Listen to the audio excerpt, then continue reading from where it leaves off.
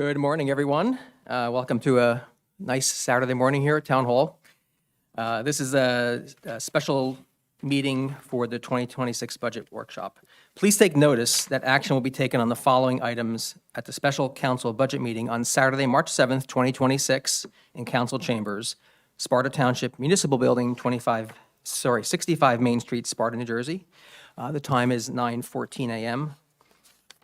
and the budget meeting is opened. Adequate notice of this meeting was provided to the public and the press on March 3rd, 2026, by delivering to the press and posting on the township website a copy of the notice of the meeting. All council meetings are now live streamed and can be viewed at the following link, youtube.com/@SpartaTWP/streams. At this time, Madam Clerk, would you please do a roll call? Councilman Scott. Here. Councilman Murphy. Here. Councilman Clark. Here. Deputy Mayor Sylvester. Here. Mayor Blumetti. Here. Okay, will you all please join me in a salute to our flag? I pledge allegiance to the flag of the United States of America and to the republic for which it stands, one nation, under God, indivisible, with liberty and justice for all.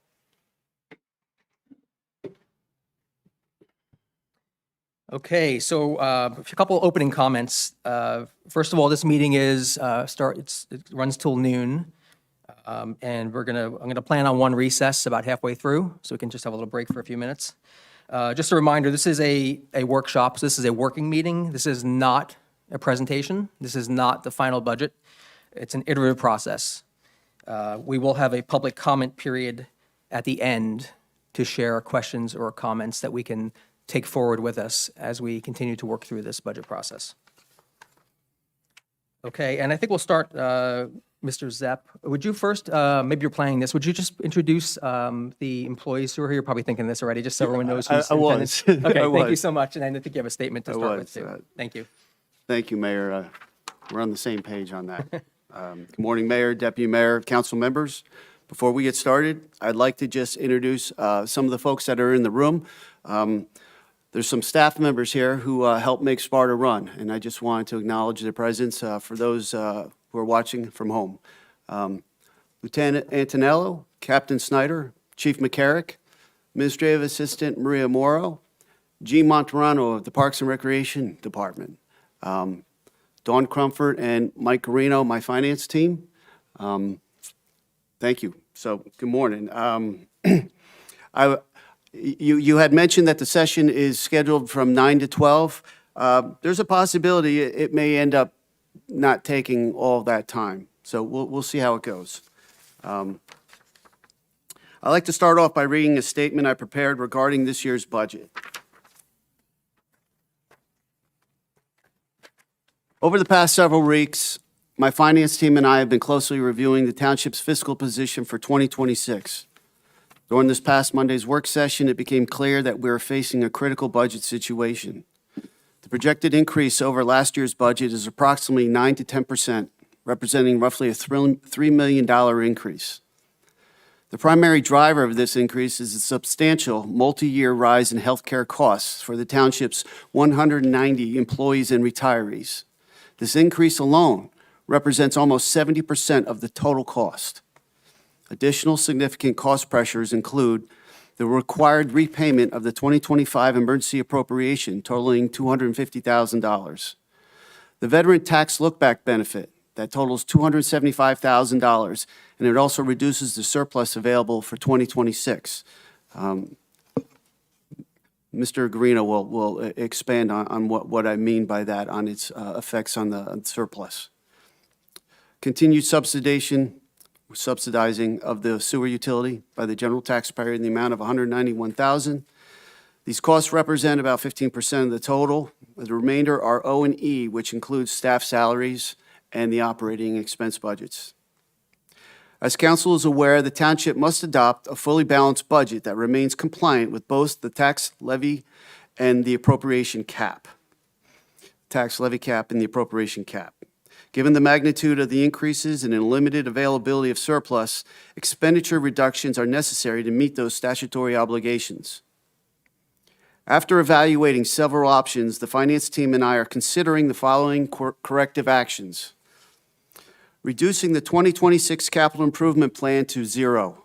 This represents a $1.8 million reduction and is essential to bring the township within an acceptable levy under the tax levy cap.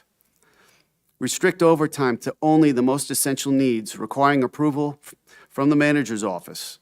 This measure would operate in conjunction with the existing hiring freeze and careful evaluation of any replacement positions through at least the remainder of the year. Overtime for celebration events this year must also be considered. Ongoing reductions to the operating expense budget, also considering the master plan work for 2026, be reduced or suspended. We are anticipating the 2025 financial statement from the auditors. This will give us a more accurate assessment of financial standing for better or for worse.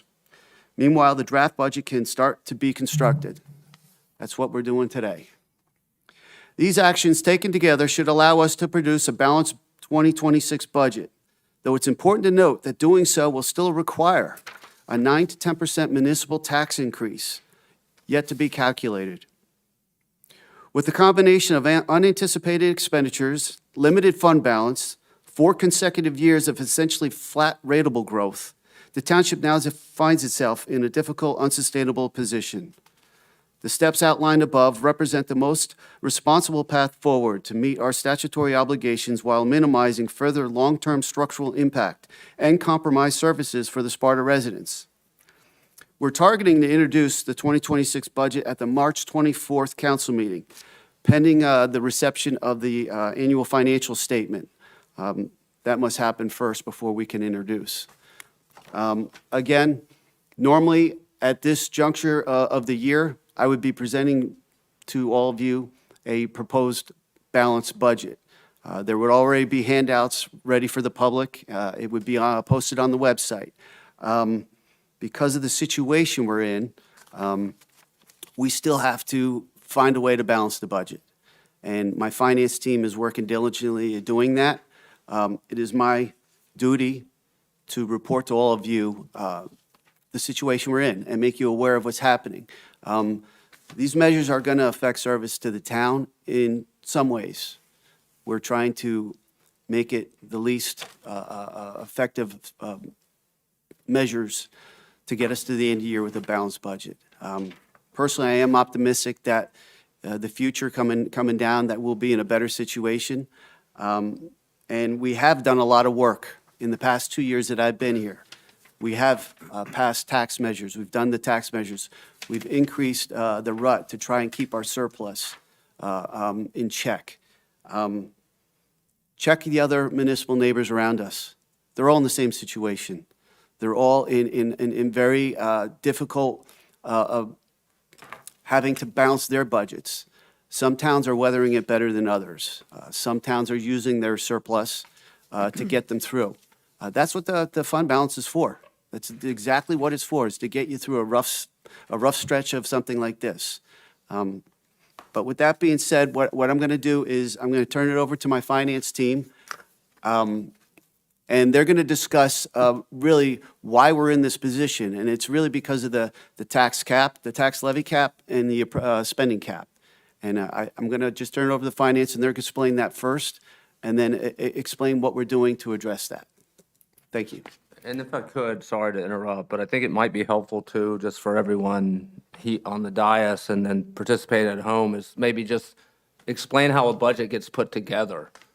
I think the public and others don't quite understand all the work that goes into determining what each department needs, how it determines its own budget, how it prioritizes, expenditures that it needs. I think that might be helpful as people start asking questions, well, why do you need to spend X for Y? I think it might be helpful just, 1 minute to explain how you actually put the budget together.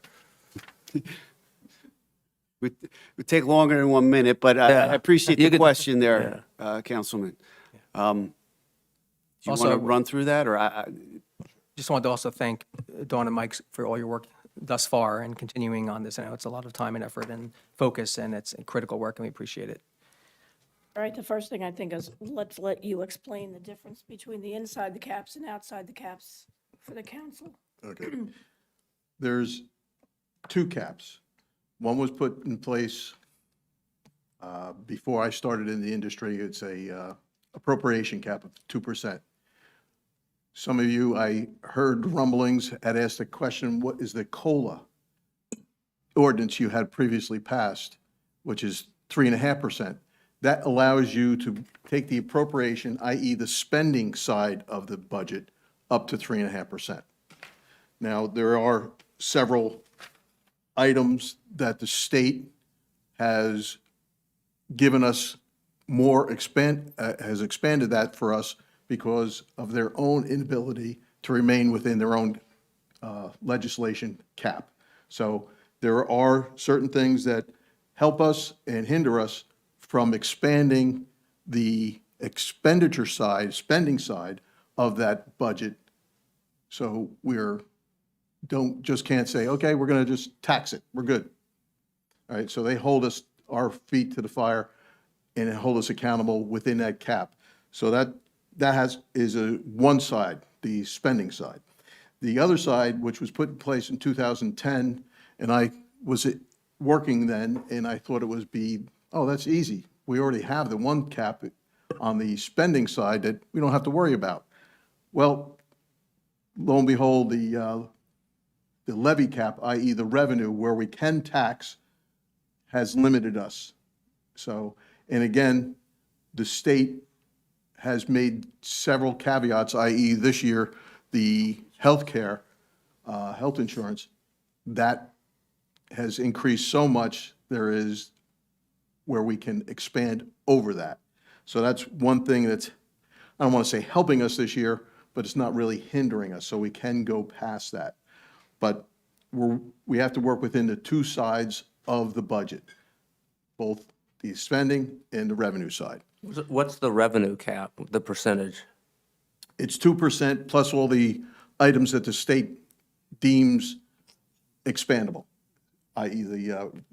One of them is as I said, the healthcare. Ready for this one? The other one is the pensions. And they actually bill us for the pensions to make their budget whole so they can pay the retirees. So they give us where we can expand on that too. So they give us the bill on that, but they also said, okay, you can now charge your taxes more so because we need your money. So that's what's in there, okay? And there's several other items, i.e. the rateable increases. We are allowed to go above, add that on as well because it's new revenue. So we can add that to the levy cap because if you take the levy cap, the new ratables and put it in your budget, everybody has a flat tax if that was the only thing going in. So all the new ratables coming in, you keep on raising that levy to pay for this. That additional ratable, if increased every year, will be, everybody's a flat tax. But there's other items that go into that, obviously. So, okay. Two sides can't be interchangeable once you're in the Dawn, cap. if you wouldn't mind, I just ask you to use the microphone. That's the spending. Just for people who are watching streaming. Thank you. No, what was your point, Dawn, please? Yeah. No, I was just making the point that, they're not to a point interchangeable. Once you're outside the cap, you're outside the cap. Once you're inside, you're inside. You can't move them back and forth. Jim brought up a point. He wanted me to explain how some of the surplus this year wasn't bolstered because of the vet give back tax. Okay, what had happened there, it actually reduced the amount of revenues we received last year because we paid them back out of the taxes that were collected. So that item is reduced. And then this year we also, to show that and prepare for it, we put it in this year's budget. So that's why that's there. That's basically what I have. And the other thing that most people don't realize, yes, we are the collection agency for the town. Whether it be your utility bills or what we have to pay out. Okay, the county, we collect at 16.9%. The schools, 64.4%. Municipal open space, what is it? It's negligible, 0.03%. The library, 1.4%, and us in the room, 16.8%. So, just so you know that yes, What's that percentage based on? Where are you pulling that against what number? last year's assessed taxes to everyone. But just to be clear for everyone, everything we're talking about today is with respect to that 16.8, that's 17%. Correct. That's the only thing you have control over. Yeah, You don't yeah. even have a control over the library. The state gives us that figure as well. Okay. Okay? Do you want to talk about the construction of the budget that Councilmember Clark was asking? Sure. Okay. Why don't you do that? Oh, yeah, thanks. All right, so, sorry, I'm starting to lose my voice. So every year, what we do is we sit down with the department heads, starting around September, and we have printouts of a budget worksheet, which I think you might have seen. So we sit down with each department, and we go line by line. We show them what they have used. This year shows from '22 up till present. So it's going to show them everything they were budgeted for. And what we do is we look at what they were given last year and what they actually spent. I ask that every department, even if they lose money in that line, that they still charge it and let it go into the negative if you see some negatives, because that's the only way we will get a feel as to how much money you actually need in that line item number. What you see, I think there on the sheet we gave you, where it just says operating expenses, that's the main control line of in every department, and there's sub-accounts that equal that. So the sub-accounts are what we go through with all the departments to see what do they need, what can they do away with, what can they shave, and that's what we do. We sit down, and this year we tried to keep it within the 2%. All right, so we have shaved off as much as we could for the operating expense to try to keep us at a lower rate. And that's what we do every year. So we meet with them, we see what they want, and now that we compile that into this spreadsheet, we drop some numbers in, and that's where we bring us to today. Along with that, you should already know that you have bargaining units that have contracts, and we utilize those to give us those department and what each individual earns within that department and charging it appropriately based upon the bargaining unit and/or just there's a regular rank and file that is not a bargaining unit, and we have their numbers within the salary lines. So that's where those come from. I think on your handouts, you'll see anything that I highlighted in red. That's because those are figures that are contractual and we have no control over, okay? That was to point that out so you knew those lines can't be touched. And as a percentage of, I guess we would have like 190 employees. Of those, ballpark, how many of those employees are under a contract? Meaning their salaries are negotiated vis-à-vis, Let's go the easier way, and I'll tell you that probably the non-union's probably about 35, 40 employees. Everybody else is contractual. so we're looking at like 70% of our contracts and salaries are Yes. vis-à-vis Yeah, a you're negotiated. looking at SOA, FOP for police, you're looking at dispatch, look at your parks workers, DPW, water, all under contract. Okay, thank you. I mean, if I may, Mayor, Manager Zepp, what's the format here? Are we just speaking as we go, or are we going to hold all our comments? And, because I have questions just looking at the reference sheet right now. Should we hold them? Yeah, my preference is to let us do the overall overarching information first, right? Set the stage, do the foundational stuff, and then perhaps walk through these handouts, or at least walk through the big items that are changing, just so we can, if we have questions, we can address them at that point. as we go down, as we Yeah, go as we down go the through list? the Okay, list. that's Yeah, good. just so it's a I little think orderly. That would be helpful. Yeah. All right, I think we're basically done how we construct things and how much information comes into the finance office. Dawn has worked hard on figuring out where and what the major drivers are in each department. I wouldn't recommend going line by line item, but just asking the overall why certain departments have gone up or down may be the best thing to do, okay? If, I'm going to stay with the overall look on this. So I had commented that we had a difference of close to a $3 million increase from last year, right?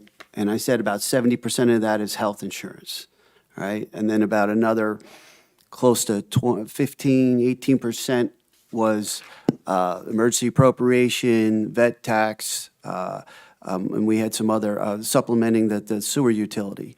That was the other quarter of the pie that I'm visualizing. The other quarter that we actually have control over is the O&E budget, and that's what we're talking about, all right? And with that budget, we still have to maintain being within the caps that Mike had discussed, all right? After we cut all that down, all right, believe it or not, the meeting with the departments, in my opinion, become moot because I got to cut everything that I can. Contractual, I can't cut because it's a contractual, but there's other items that I can look at to cut. And we're here today, and the reason my department people, some of the departments are here today, is they understand that everything is on the table to get us in these caps, right?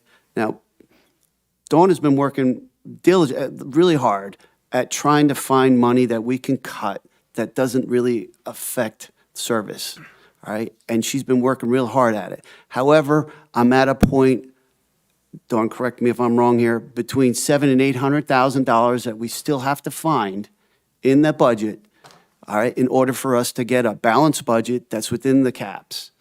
And honestly, that is the challenge today. And so we talk about that. How are we going to do that? All right. We met with the departments once. I anticipate meeting with them again and first giving them the option of saving us some money. Where can we cut your budget? All right, because it's no longer wants or anything like that. It's going to be what do you need to get us to the end of the year? This is kind of common sense budgeting. You do it with your own. But that is where we're at today.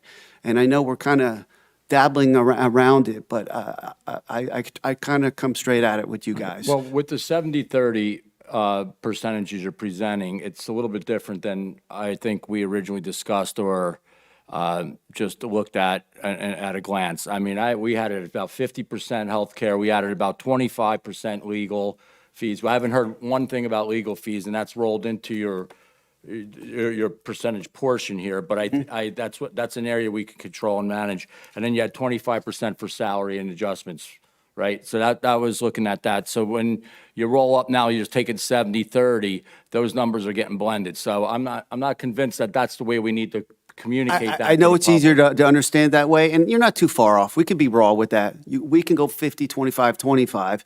And yes, the emergency appropriation last year for $250,000, that went to entirely legal costs. All right, that covered a lot. And we had a couple of activities going on that required that. All right, that's there. It's plain as day. It's marked as the emergency appropriation, and that is what that is, Mike. And I was drilling down a little bit more, though, to kind of show how heavy a hit the health is really hitting us. All right, and it is. It squeezes the other ones a little smaller when you have to divide that pie up. But the problem at hand right now, I mean, believe it or not, nixing out that capital improvement plan of $1.8 million, that saves us a lot of money. And the capital improvement plan, what it's used for on all the departments is paving the roads, buying equipment, taking on specified projects that those departments have. They're going to have to wait a year, all right, because of the situation we're in, all right? And so, to me, what I'm nervous about is we got to find money to address that $700,000, $800,000 right now. And I'll be honest with you, I'm concerned about next year. Who's going to know what the health insurance increases are going to be next year, all right? We have a hiring freeze. Now that I have a hiring freeze, well, I'm thinking about now when people do leave, depending on what the position is, we're not going to fill it. All right? But even that, I don't know if it's enough. All right? I lean on the finance team. I keep you folks aware. I keep the public aware of the situation we're in. I'm really not keen on going back and blaming and pointing and all that. I think we all know what's going on. I really want to just look forward, get this addressed, get a solution to this, and have it presented to you on the 24th meeting. All right? Question is, I got to find $700,000. All right? I've been dabbling around it. I've been the guy telling you about the vet tax. I know everybody wants to save that, but that's $275 that could really, really, really help us right now. Please consider of acting on that while we're in the state we're in. And you know what? If we could always reinstate it when we're in better financial times. Meanwhile, they still earn the 100% disability. They still are tax-free moving forward. I think we all have the utmost respect for the veterans and all, and we all mean well. However, this is really, encroaching on the operations of the town. Right, but just to talk about that, we're trying to manage to a spreadsheet right now. The other half of this equation that we need to discuss, and I'm hoping it's going to be discussed, is on the revenue side. You're trying to manage to a spreadsheet to get this to balance out and reconcile. The shortage of revenues coming into this township need to also be a key priority and focus. The revenues goes up, a lot of these stress points go away. And it's a simple math equation, all right? And I do want to spend some time, and that's why I was asking about the format, is because we're going to get into the granular aspects of how are we skinning this cat, how are we saving, where are we going to find X, Y, Z amount of dollars, and there may be a quicker fix or a more consistent fix going in and supporting next year as well if we focus on revenue streams and where that revenue comes from. So at some point in this conversation, I'd like to see, other than taxes, there are a few other additional revenue streams, i.e. our, the ratables, and you could go into that. Right, we talked about that. My only concern with that, Mike, is timing. Like, we need the revenue now. I think we're working towards getting it as we move along in the year. Some good stuff is happening. We're seeing activity, and that's all good. But right now, we're working on an abbreviated budget, and we need to submit a balanced budget to the state. All right, so we kind of have to do that. Your point's well taken, and that is the reason for my optimism for next year, because we are starting to see activity. We're starting to see the potential for revenue streams coming in. You all have done some really good proactive measures to do that. I'm looking forward to that. But unfortunately, we're kind of in a crisis right now that has to get resolved. And I'll be honest with you, I'm not putting on you guys to decide how to do it. That's kind of my job. It's my finance team job. I got to get a balanced budget to you, but I want you to be aware, though, of the environment we're working in right now and kind of why. And you all get that. But again, my intention is to go back to all the departments and skin it even more. Can I find the $700,000 to get us to the end of the year to allow us to do a balanced budget? And then, as Mike had said, if we can get those revenue streams going up, we'll be doing better, both, getting our fund balance back up, managing our money the way it should be managed, with investment, with a look to the future, and with being able to sustain a rough patch like we're going through right now. That's what needs to happen. I would like to just add too, and correct me if I'm wrong, this is different than it would be in a private setting, a corporate setting, right? Because we need to definitely brainstorm revenue opportunities, but we can't assume those or build them into this now because of the type of entity we are, right? We have to plan for that, and we need to, like, I know you're thinking, I'm going where you are. We need to make sure these are coming down the pike, and we need to, plan for these and work hard to make sure that's the answer. But we can't assume those now and submit a budget based on forecasted or presumed revenues. Or is that, just to be fair? Okay. That's one of the first things the state has us do. Either you have to substantiate your new revenues and affirm it, and/or what you earned last year is the highest you can go Okay. this year. Okay. So, and I, Okay, so that's a very important point, just so we can, so I think the people, a natural question would be, we have a 700 to 800,000 shortfall. And the only means by which we're going to deal with that shortfall is cutting, right? currently, Is that yes. the only mechanism that we have, as opposed to, why don't we just raise revenue? Why, You can't. That's why you have a exactly. I levy think cap. that- You- And sorry. explain why you Wait. cannot just raise your way out of a 700 to 800,000 foot shortfall. Before 2010, yes, you could do that. Your, Here's your tax. Your Bye. 9 to 10% number is raising revenue. That's raising revenue outside of the cap. Agreed, We have a but it's cap. raising In revenue. 2010, So let's not put under the this stuff Chris out here Christie. smoke. Let's be straight. Like I understand where Councilman Clark just stated. I get it. You can't go and leverage and put projected revenue factors in. You need to submit a zero in, zero out reconciled budget to the state. But let's not ignore the revenue side of this conversation, please. Yes, you're I mean, correct. I'm not going to sit here all morning and ignore it, because to find another 750, Jim had to cut it down $1.5 million to get it to 3. He patched it up some more with the 9 to 10, and now we're still looking to scratch down another 500. Neil, what did you say, Neil? 700,000. 800. 750. If that's the exercise we want to get to today, because I'm looking at this spreadsheet, and it's tight. It's mean and lean to begin with, all right? And I think, we're all here in great spirit. I get emotional because that's the point of this. I see it. I have suggestions, and you're right. A little bit corporate versus municipal. Right, it's a very different environment. It's a little bit different A lot environment, different, but a P&L statement and a balance sheet are the same. I don't think All right, we're, yeah, but I regardless. don't think we're, I think we're acknowledging we need revenue. We're just saying we can't commit to it today. Right. Unless we can sign off on it and promise that It's we're not going to going to have help it. you this year, It's not period. going to help us this year. right. Okay. Can't, and Okay. also, for example, Understood. you couldn't raise the tax rate. So say you wanted to figure out how would I raise $700,000? How could I increase the tax rate by a percentage by which they would make up? Can you do that? Why not? Because we have to present a balanced budget to the state or it's not going to get approved. Well, how would it not be a balanced budget? Because you're saying if I increase the tax rate by 0.05%, that will raise revenue by $1 million. This is just hypothetical, thereby making up the shortfall. Is that because of the levy cap, tax levy cap? We are okay on the levy cap by, if the auditor is looking at this as well, if everything I have in is proper, we're good by $267,000, okay? The problem is we're 750 over on our spending cap.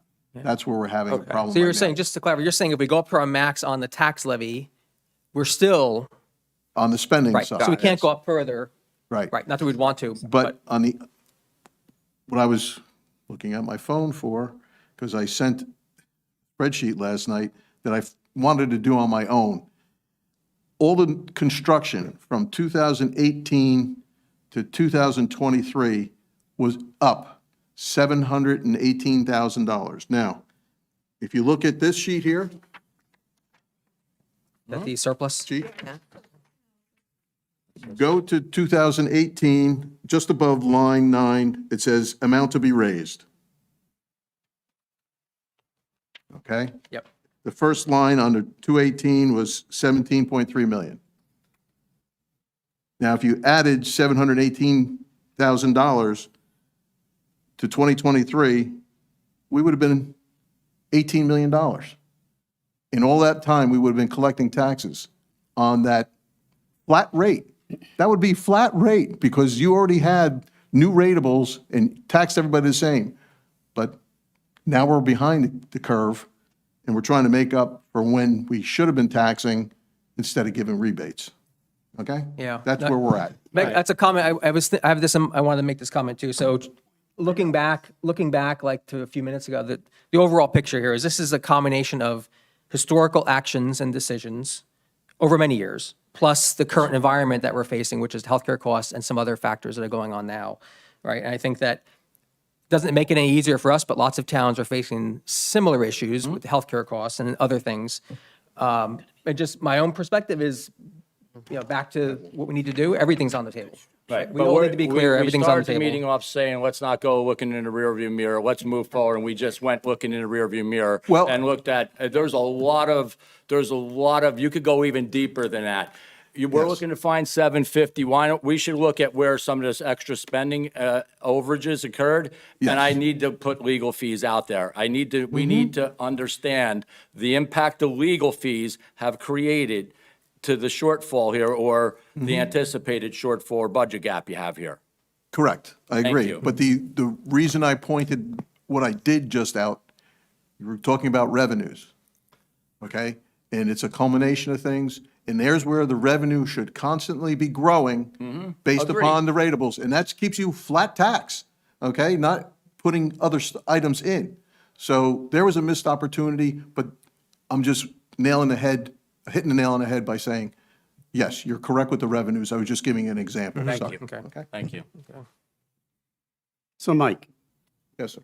or John, with regards to raising revenue or raising, not necessarily revenue, but raising funds, are there items under the deficit spending budget that we have? Are there items that you could take out and you can fund with debt, via borrowings? Sure. You're going to pay for it. Right. But what happens is, it's still something that you have to pay for. So Of course. I've never done it, but there is a mechanism where you can sell your anticipated tax. But I think you're paying for the debt that you're going to get anyway. So in other words, I'm speaking above my head because. We have a large borrowing capacity here in Sparta because we have very little It debt. still has to be made up with taxes. It doesn't matter. The mechanism that you're talking about is to pay for things that you don't have money for currently.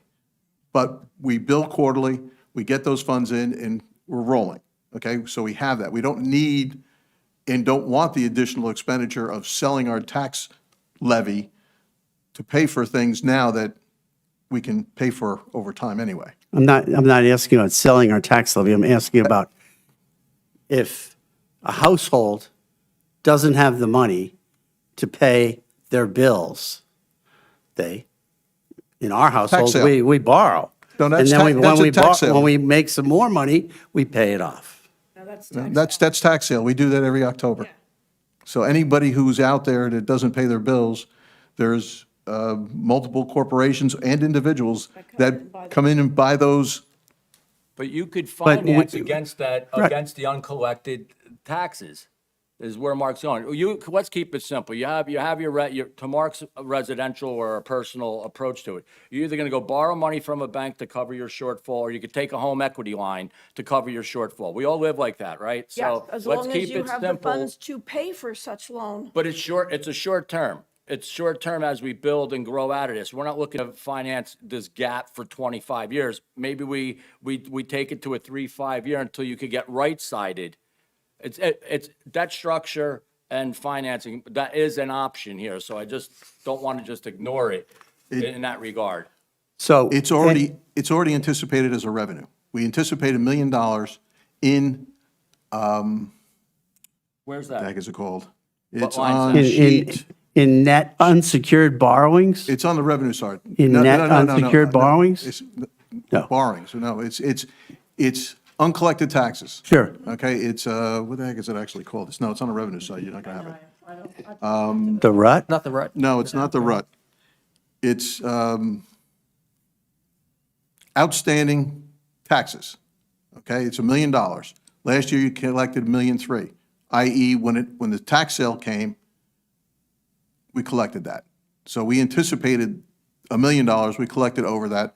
The $300,000 that was over that went into our fund balance. Okay, so how much is, that's a That's- great point. How much is on the street right now? In have to- uncollected tax? Because if we put that effort towards going to get the balance of money, like you said, we had $1 million, we did $1.3 million, so we brought in 300K extra. Okay. Our overall tax collection rate is 98.9 or 8, okay? So there's not much outside, all right? We're doing fine. Matter of fact, ever since COVID, we've been doing great.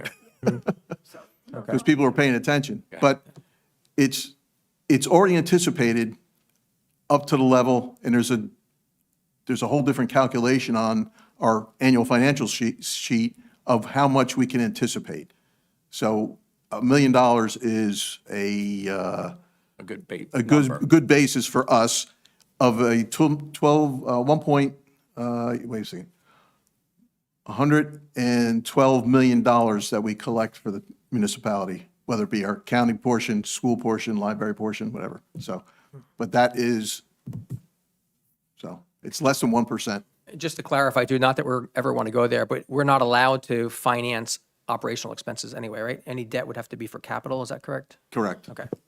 The selling, the only reason you would sell your taxes, so to speak, is because you need the funds immediately. Emergency. Yeah. Yeah. And that's Well, you're, not the case. is it selling or you're leveraging? You're leveraging. It's almost like when we had the. It's leveraging, right? You're the going to blowout leverage a of the- little bit of a percentage of a future tax revenue you're looking to take in the short term to finance a gap. Yeah. And that could be fixed by a swipe of a pen. I'm not saying it's going to get you there, but it is a mechanism we could look at.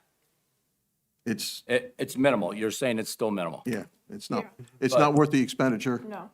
but it's leveraging that. It's not Yeah. giving it. like- You're not winning anything, really. You're getting your money up front, but Then it's, it's what going is to it? bite you next year. I think it's an important point that Mayor Blumetti made, which is, and it sort of tails into what Councilman Scott said. So it's not like, a normal household said, look, we have a $700,000 deficit this year. Okay, we'll just go borrow $700,000. You can't do that. Whereas, say we had a capital project and, Jim has done very good work to say, look, maybe we can hold off $1.8 million. And if he said, we really can't, that we could float a bond to pay for that $1.8 million capital project. But what you can't do is say float a bond to cover our shortfall in expenditures. Got it. So what you just described is basically you're selling a bond for a particular project or equipment, and what you're doing is you're leveraging it, for Mike's term, over the life of that project, a life of anticipation of that project, whether it be equipment or a road. So maybe a road be 20 years, a piece of equipment, Well, 7, there's 8. two different types of bonds, right? There's two different types of bond structures here. One's to go out to the market to bond and do projects, and the other one's, One's called a revenue bond and the other's called a general obligation bond. okay. Why And don't we, we're why don't we- general. And just to stay on the bond thing right now, and I think, Manager Zepp, you could talk about it.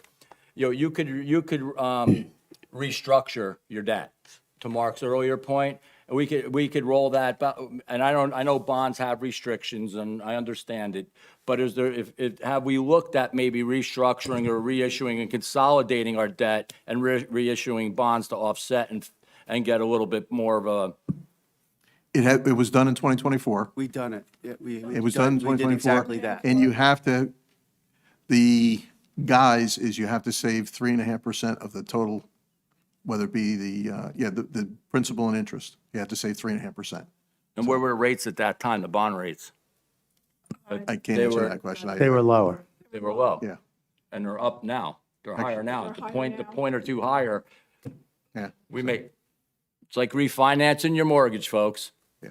When you go out and you want to try to refinance your mortgage to bring down your debt service, no different.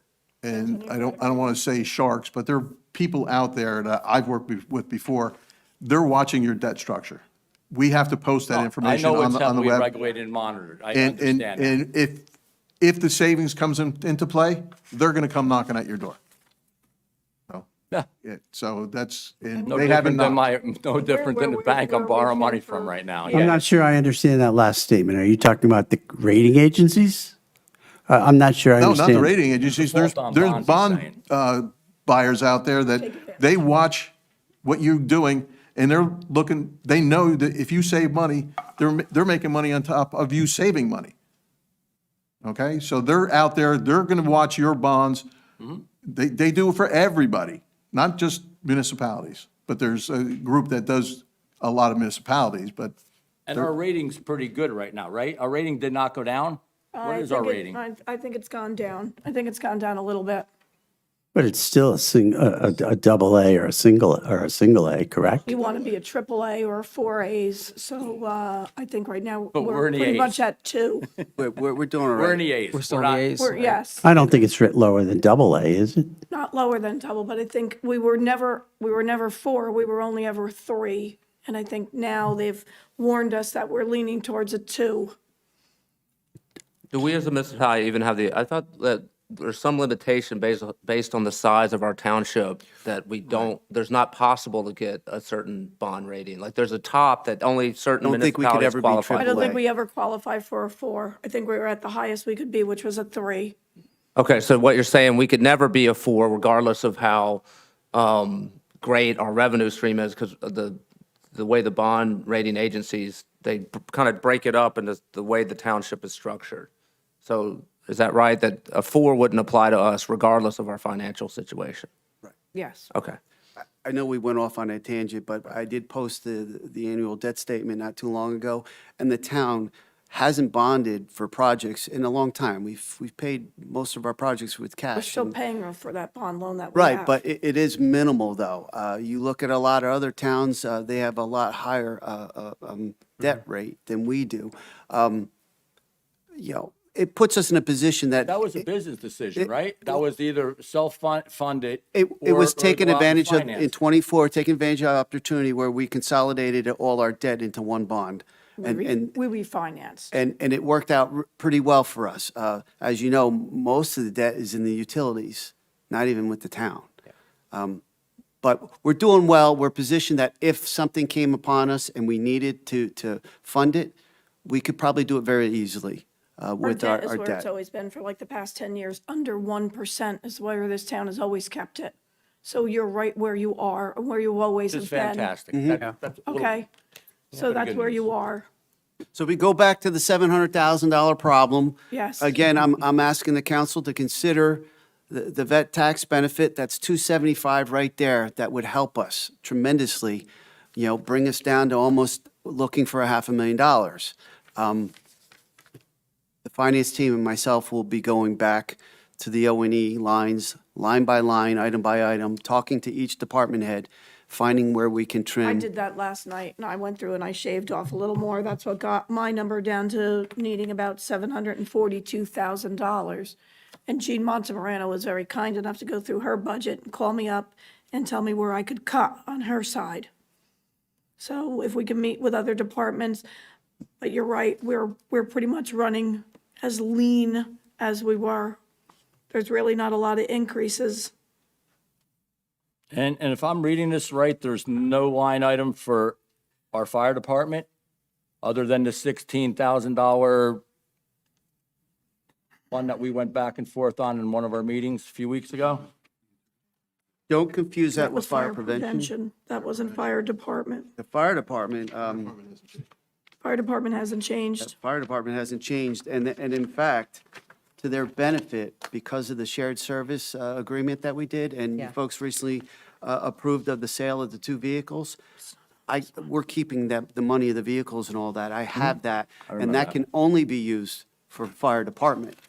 So they have some money there for this year they usually are asking for turnout gear and equipment for And we left Training them. and- volunteers, right.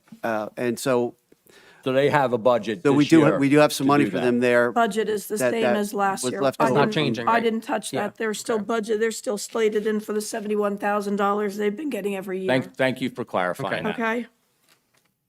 Same with the first aid squad? Yes.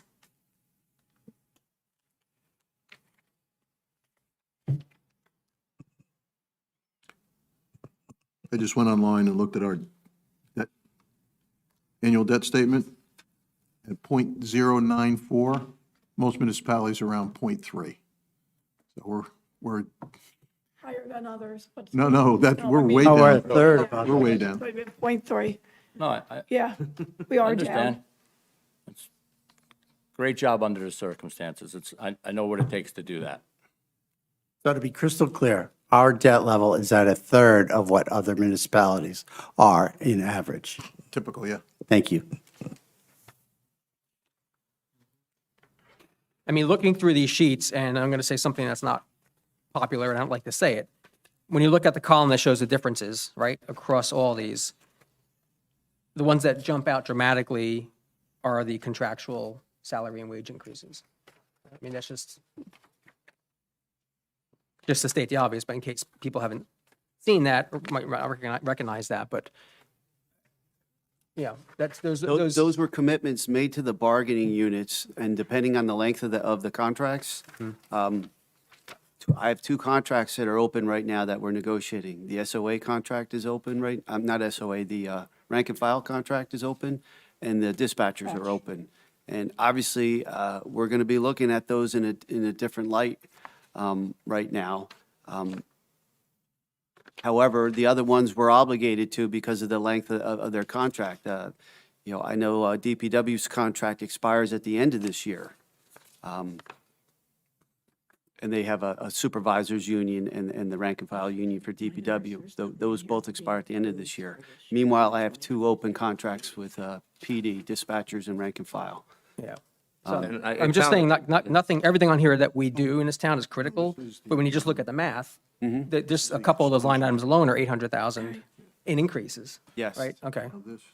That's because you're looking at the increases. Usually there's a step system. You're also looking at the benefits of education. You're looking at the benefits of a lot of built-in. Each contract has its own structure to it. But yes, they're generous from a lens that we're looking at today. Yeah. Well, I mean, it's the spirit of what we're trying to do here today, and what we're trying to, balance and pass a budget. But I think in the spirit of what we're doing, we should, although yes, salaries salaries are usually always the biggest expense in any corporate or municipal structure possible. We should not be looking at any cuts or layoffs or any of the like to the employees and staff right now. That's my position on it. I would love in the spirit of that to really go granular if we need to, because there's a number of other areas we could flip rocks before we just start looking at a big ticket item. The larger the number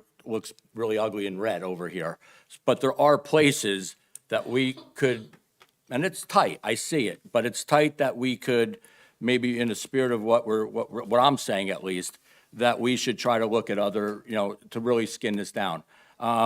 Mike, I would agree. Just, again, you're going your tone of the meeting, say it up front, full transparency. Yep. We look under every rock, Yep. every rock. Yep. So we don't leave anything unturned because we can't ignore the fact, right? Either we're going to cut, we have to cut somewhere. Right. Either it's programs, people, whatever it is, we need to get to something balanced, right? And- So and I'm not suggesting you're saying we don't look under certain rocks, but I'm just saying the facts are here, right? And So when you pass the budgets, and I know that I understand it lags, this is, right, you're going 12, 24 months. These are budgets, right, versus actuals that were spent against it. There was some departments that went a little slightly over, there's some departments that managed really well that kept a little bit, or kept under it.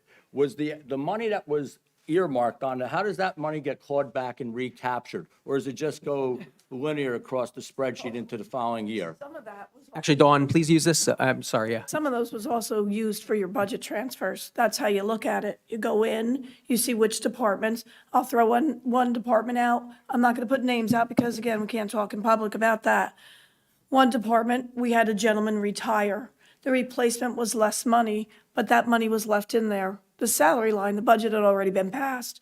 But when we needed to do transfers to get those that were in the negative out, that's where it came from. Now, what happens is that's budget for 2025. All those accounts that have money in them are now in a reserve, a 203. The account number changes from 201 to 203. It's last year's money. That's there to pay for the bills that weren't paid for in 2025. And then at the end of this year, what's left in 2025 will lapse back into the fund balance. But we're only looking at, Tell them, chief, go to the sheet. yeah, go to your surplus analysis, sheet 5. It's in red, unexpended budgets at the end of the second year, okay?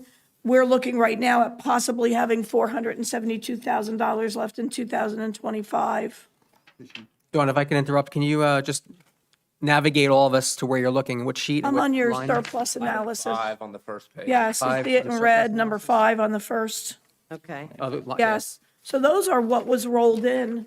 Those dollar amounts, look at 2018 had $1.5 million left. We keep hitting that line still because we still have invoices for 2025 that are still not paid. So let me ask a similar question, building on that. So when we look at 2026, what we're thinking of the budget, right, for a certain line item, are we comparing it to the 2025 budget, or are we comparing it as the gap to the 2025 actuals? I think that's Looking kind at of the what they question as well. spent. So I'm looking at what they spent last the year. I saw what actuals. we were giving them. I take their actual number and I say, you didn't spend that much money, so you're not getting that much money.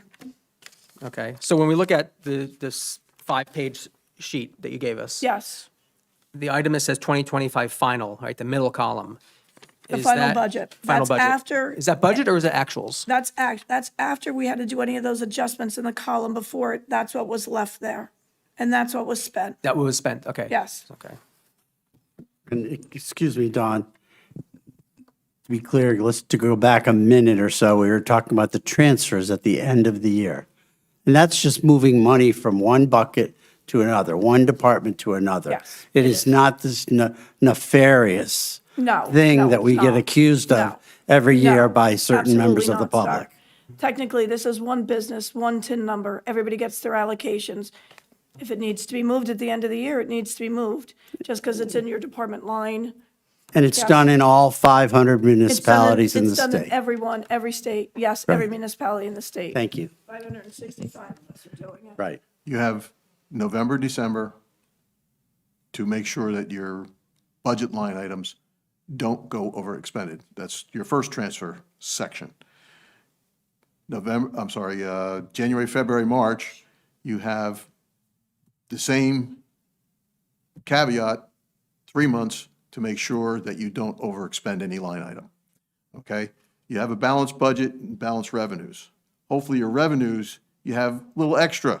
You collected more somewhere where your UCC or your fire codes or your, you had a lot of extra weddings going on. That all goes into surplus. 2 years down the road, whatever you didn't spend in that budget comes back in and it helps our surplus, whatever you didn't spend. So if you're thrifty, you're helping us out 2 years down the road for that. Okay? So we're always looking to get all those revenues, and we're trying to make sure that we don't spend every dime. Yeah. Okay? Just a question about 5. So in 2025, we allocated 472,000 more than was actually spent. Is that right? You're looking at, oh, no. No, that's what we didn't spend. That's what we Yeah, didn't that's what I'm spend. saying, that we did not spend $472,000, That's what- correct? That's what I'm hoping for, once we get our March isn't done yet. whatchamacallit. No, that's for 2024. Oh, I'm looking at 2025. Yeah, it's in 2025, but that's 2024's budget's unspent. Yep. And Okay. the annual financial statement from the auditor is going to hopefully confirm that number. Hopefully, it's not going to go down. Okay, but just wait, And one that sec. number, If I can finish my question, so in determining the 2026 budget for departments, you took the $472,000 into account, that did not say, listen, you did not, just let me finish. You did not spend, let's say, the rec department didn't spend $100,000 in 2025. Did you say, okay, rec department, you didn't spend $100,000, therefore your budget this year is going to be diminished by $100,000? Yes, but you're thinking in non-parallels. That 472 is left over from 2024. We look at in 2025 what they didn't spend and construct their 26 budget. Okay. Yeah. And we don't yet have an idea about what they did not, what departments did not spend in We do, 2025? because 25 is basically done. Basically about done. So we have Okay. an idea. The only exception would be any pending bills that come in late. I mean, just wrapping everything up now. Okay. For March. Correct. From 2018 to current 2025, every single budget, based on what we're discussing right now has had this, there's never been a negative. You've always had extra that rolled over into following year, or, Yes, and I don't know Two-year what would period, happen okay. if the state found out that you spent more than you allocated. all right, so if we took all that rollover money, right? Take a percentage average, divide it by what, you could kind of get a placeholder what you can anticipate for next year. It's already there. It's already there. Your 475 is your adjusted actual, correct? Your 472. No, that's what you haven't spent of 24 money. So Yeah. you're, 2024, correct? Yes. Okay. So from 1.522 in 2018 to current, that, follow me, just go linear, just help me understand this, please. Because we've spent more. I'm looking at 2018, and I don't really like to look that far back, and that's fantastic that all the departments are diligent in managing and trying to keep to their budgets, and the budgets are. that's actually leftover 26 money, I'm sorry, 2016's money. 2000, yeah, Okay, yeah. but, You're behind. so that money is not it's not already all been adding used. up and rolling over, it's being depleted as it goes in through In the next- across the board, Yes. correct? That drops the fund balance, i.e. surplus. Okay. That you guys call it.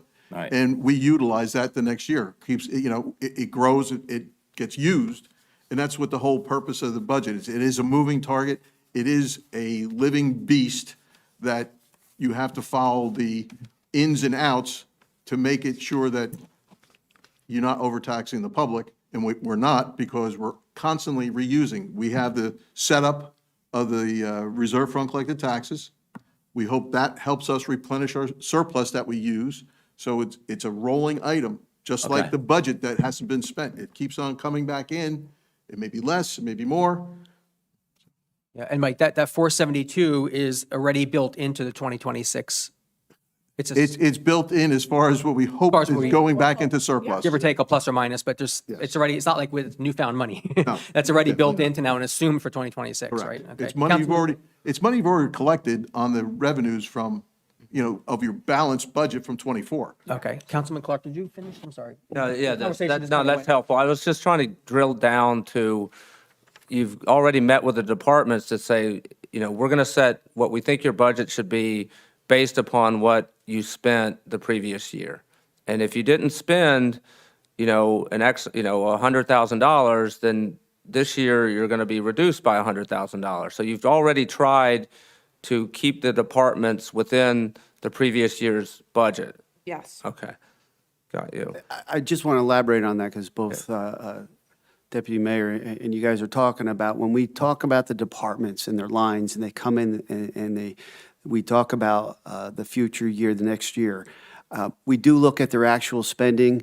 We look at what their goals are driving their departments. And you have, all the dynamics that go on where you have staff coming and going, adding, deleting. When you get the increases, right, we have to approve those increases, all right, and make sure that, one, is they're affordable, two, they're necessary. Unfortunately, you guys are seeing a ton of inflation right now. The fleet budget for the vehicles has gone up because the cost of parts, tires, fuel, everything is going up. And so you're going to see an uptick on that. We try and budget above so that we stay above it. But there are times, though, when you look at the actual expenses, and that's when Dawn needs to do transfers to cover those deficits, and that's how they occur. They weren't so much anticipated. Then what you get into is, okay, the department head is running that department, and we say, okay, we know what you've spent. We can get you down to there. What can you go without for this year? And let us cut it even more. That's where we're at today, right now. And that's like Jean from Parks has been very proactive. She's already come to us and said, guys, you're hurting for money. You can cut this. Unfortunately, I remember when I was in this position several years ago, and the manager asked me, Jim, for DPW, what can you cut? I said, well, line striping is an expensive task. It's $20,000 at the time. I said, I could forego that for a year. We can get along with the lines the way they are for a year. So we cut that out. And you're able to cut more in the O&E and try and make it as minimal effective to the services to the town. That's where we're at right now. And next week, the finance team and we're going to go back with the departments. The chief has already approached me and said, I can help. There's some areas that we can help. And we're in this together to cut it. Be cognizant of it all and know that, you know what, we would like to get back to where we were. But in the meantime, we're going to try and make a go of it to the end of the year where, no one's saying it, but I want to avoid staff reductions. I really, really do. And that's what we're here for today, this morning, to talk about. And also, so we are in this together, right? So we have the team, right? We have the department heads and us on the dais. And our eventual job is to determine what's the least pain to the resident, right? Is it cutting down on services? Is it raising taxes or, having a higher tax rate? There's got to be some balancing point, right? So example, not striping the streets for a year. I'd imagine most residents can probably live with that depending on what the tax impact would be. So our job is going to be to decide on program services, hopefully not any headcount, and figure out what's the least pain, what's the right balance point for the tax increases and the services that we provide, right? You're spot on. So right now, I'm telling you that the finance team and I are going to go back to the departments and scrutinize what we can do. If there's still a shortfall, then I got to come to then I got to go to council and say, hey, you know what? Now I'm looking at the celebratory events, the 4th of July parade, the Memorial Day, Sparta Day. All right, all those events cost the town money. All right, can the town go without that event? And are you prepared to answer your constituents on why? That is this. We're doing the tough stuff here. That is the tough stuff. We're not there yet, but it is my duty to inform you of what's happening, what's occurring. I will make those suggestions to you and say, hey, I'm able to balance it, but you're going to have to go without this, and you have to be prepared to tell the constituents why. May I offer a suggestion too, is, if you, and you live it, and Dawn, you live it, you're looking at the P&L, you're looking at a rolled up P&L or a really broken down, unconsolidated, detailed P&L. If you look at the comparisons and you do the pluses and minuses and the major discretionary increases and decreases to each of those line items, can you kindly flip we're talking about I'm flipping every departmental. rock. I've But already gone through and I'm but let me flipping every finish. Let me rock. finish, Dawn. Because I know when I have to go through this exercise, I do it a few times. All right, and can you kindly look at legal fees, professional services? Because if you look at if you take a 5-year, and it's just say a 5-year average of those line items, as a baseline, as you were saying, is trying to establish baselines and getting numbers in here, right? But look at the actuals. I'm sure those increases, there are other areas outside of our discussion so far that we should be looking at, and everything's on the table. And I'd hate to say that, and, it's just the cost of doing business, right? If we're going to tighten our belts, we got to look at our legal fees. We got to look at all our expenses, and our professional services as well. If we're talking about cuts to our staff and our professionals are just operating as, and they go through a vetting process. I understand, I'm not being disrespectful, but they're not in the discussion. I need to bring them into this discussion. And I'm sorry, it's just matter of fact.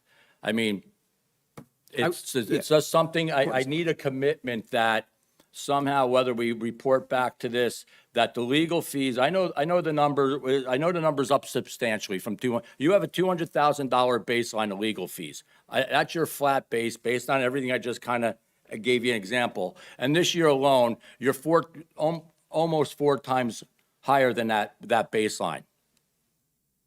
And That's not correct. It's no one's fault. That's not correct. It's Yes, it is, 270. Mark. How do It's you know not it's not correct? 800,000. Let Mr. The taxes Zepp are not Let's just- $800,000. Yeah, let's just, Not correct. that's a data point, it's a fact, let's just get a fact. It is The a legal fact. fees No, I are mean, not let's $800,000. It is a fact. Then, Mark, why I'm asking Mr. Zepp, let him answer the question. I it's not put even that something under you should the answer. umbrella of professional services. All right, so that also includes your engineers, your planners.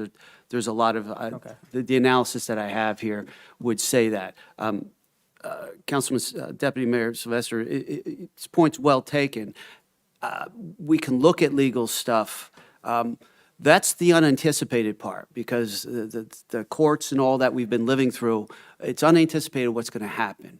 We've had some success recently with some settlements and stuff like that, so hopefully, it stays within bounds. But, again, we don't talk about this, but if we get a balanced budget, we can cut some of that stuff, but then when we can't afford to pay anymore, I come back to you guys and we do an emergency appropriation yet again. And that's one thing I just wanted to touch on, only because Mr. Rometty had made a comment the other day that he didn't understand where that came from. So I just want to put that out there so you know.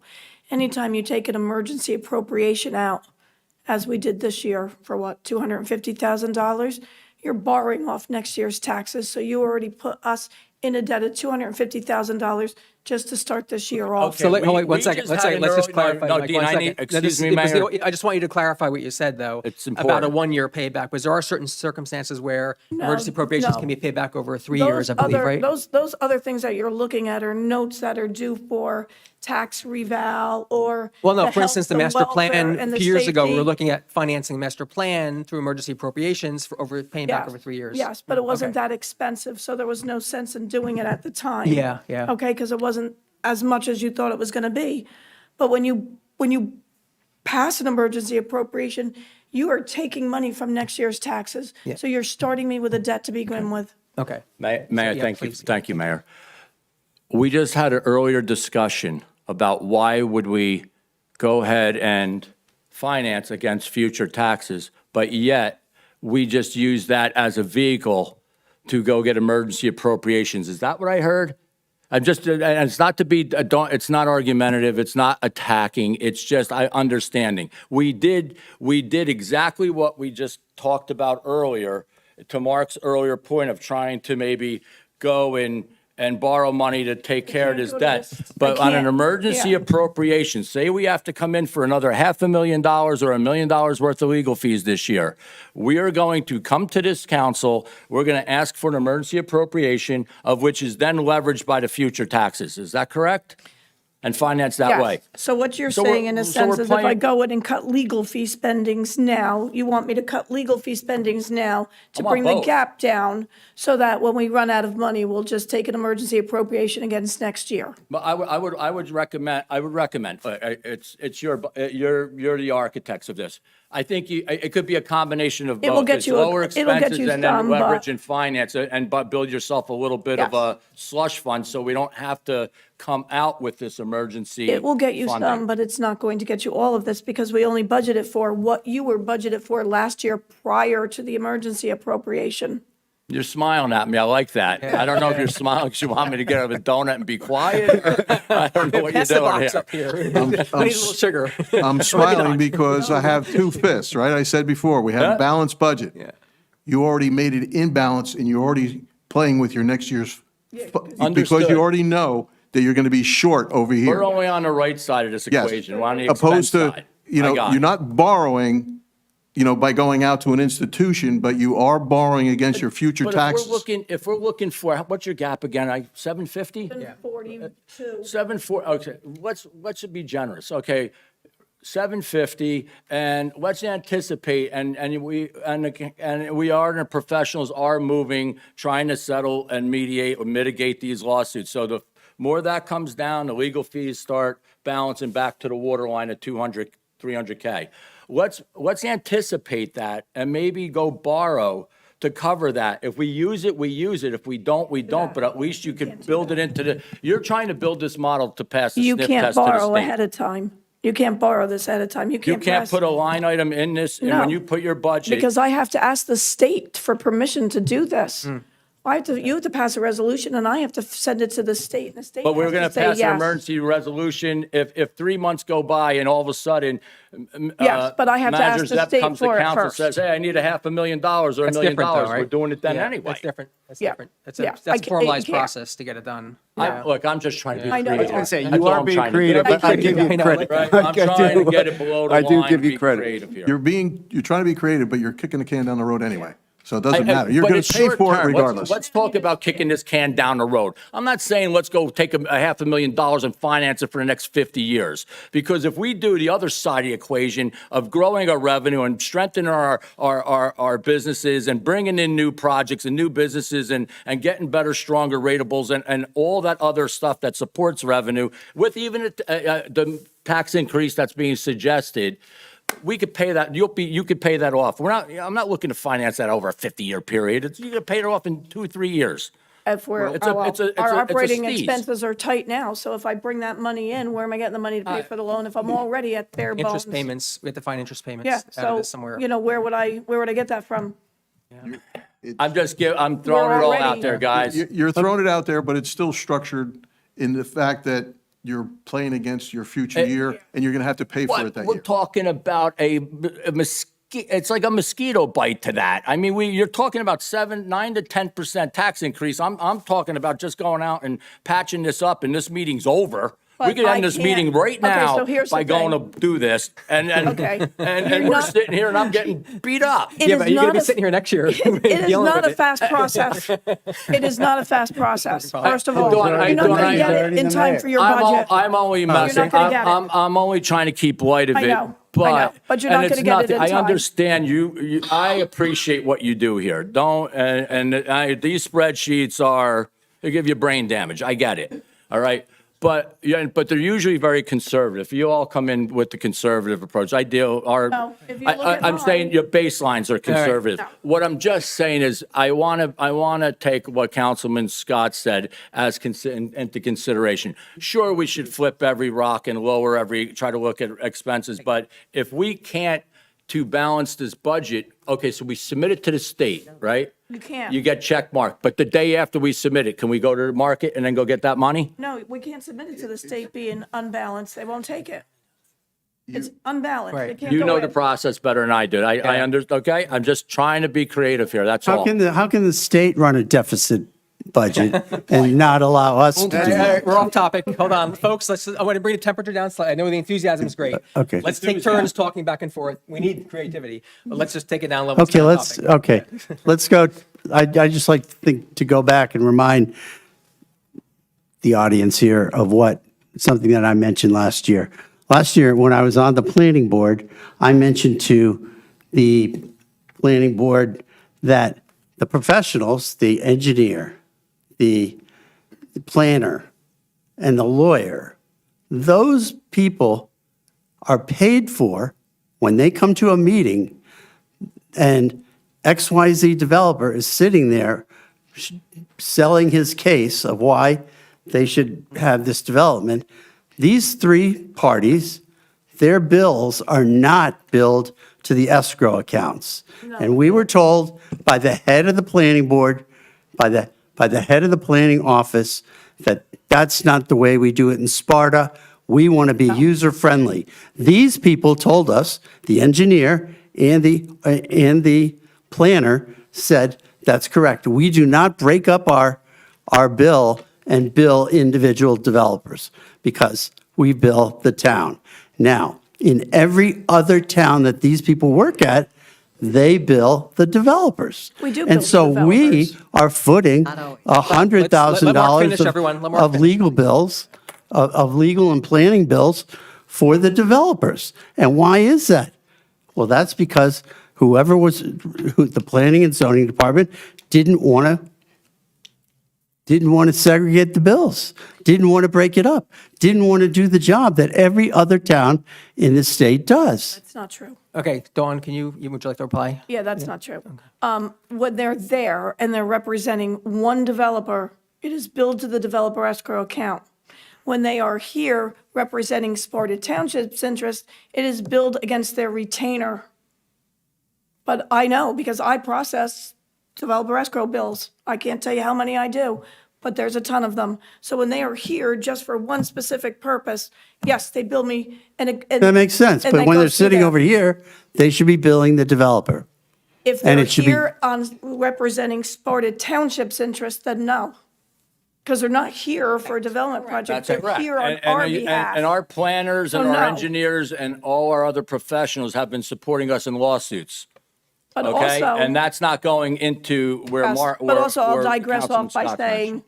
that really doesn't have Above and anything to beyond. do with this. Yeah, so I think you were saying, so while they're here during a planning board and zoning board meeting, they're representing the township, that couple hours they're here, the Comes from township is their paying them. retainer. All the other work is the Yes. year, all the other work that any professionals are doing on applications. billing the that goes developer into escrow That account. goes into escrow. So the delta, the only difference we're talking about here is just when they're sitting in the meetings. And that's a policy decision, right? That could be changed, or it could be, the other side of it is that we want to make things business friendly. We don't want to have an additional cost, or maybe administratively it's not worth it. Whatever it is, there's other aspects The of this, girls are right? constantly going back, getting more money when it's needed because the bills are coming in and there's not enough money in the developer escrow line. Mm-hmm. So they will go back to the person for the project and say, we need more money from you.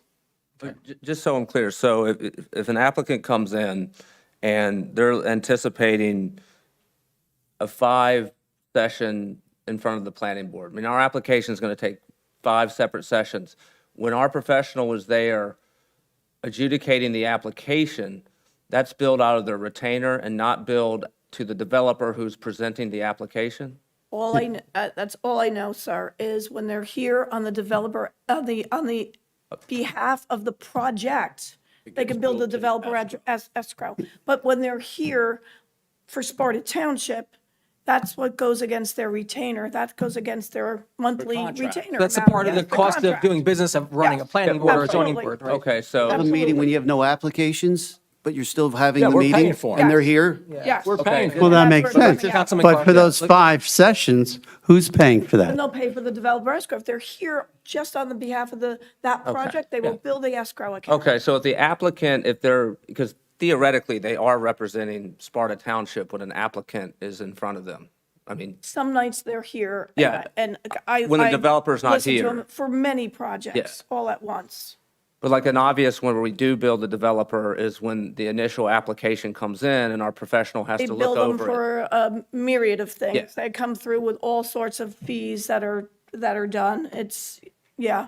Okay. I don't So- claim to know the ins and outs of planning and zoning. I only know the ins and outs of billing. So to be clear, if there's just one developer here that night, their account gets billed and the developer pays. If they're here- But if if they're there's here 2 for that, developers yes. here that night and 2 cases are solved, the town pays. No, they should. That's no. not what the No, head of I've seen planning and zoning said. I've seen the bills come through where they've been They split. broke it out to the They applicants. break it out.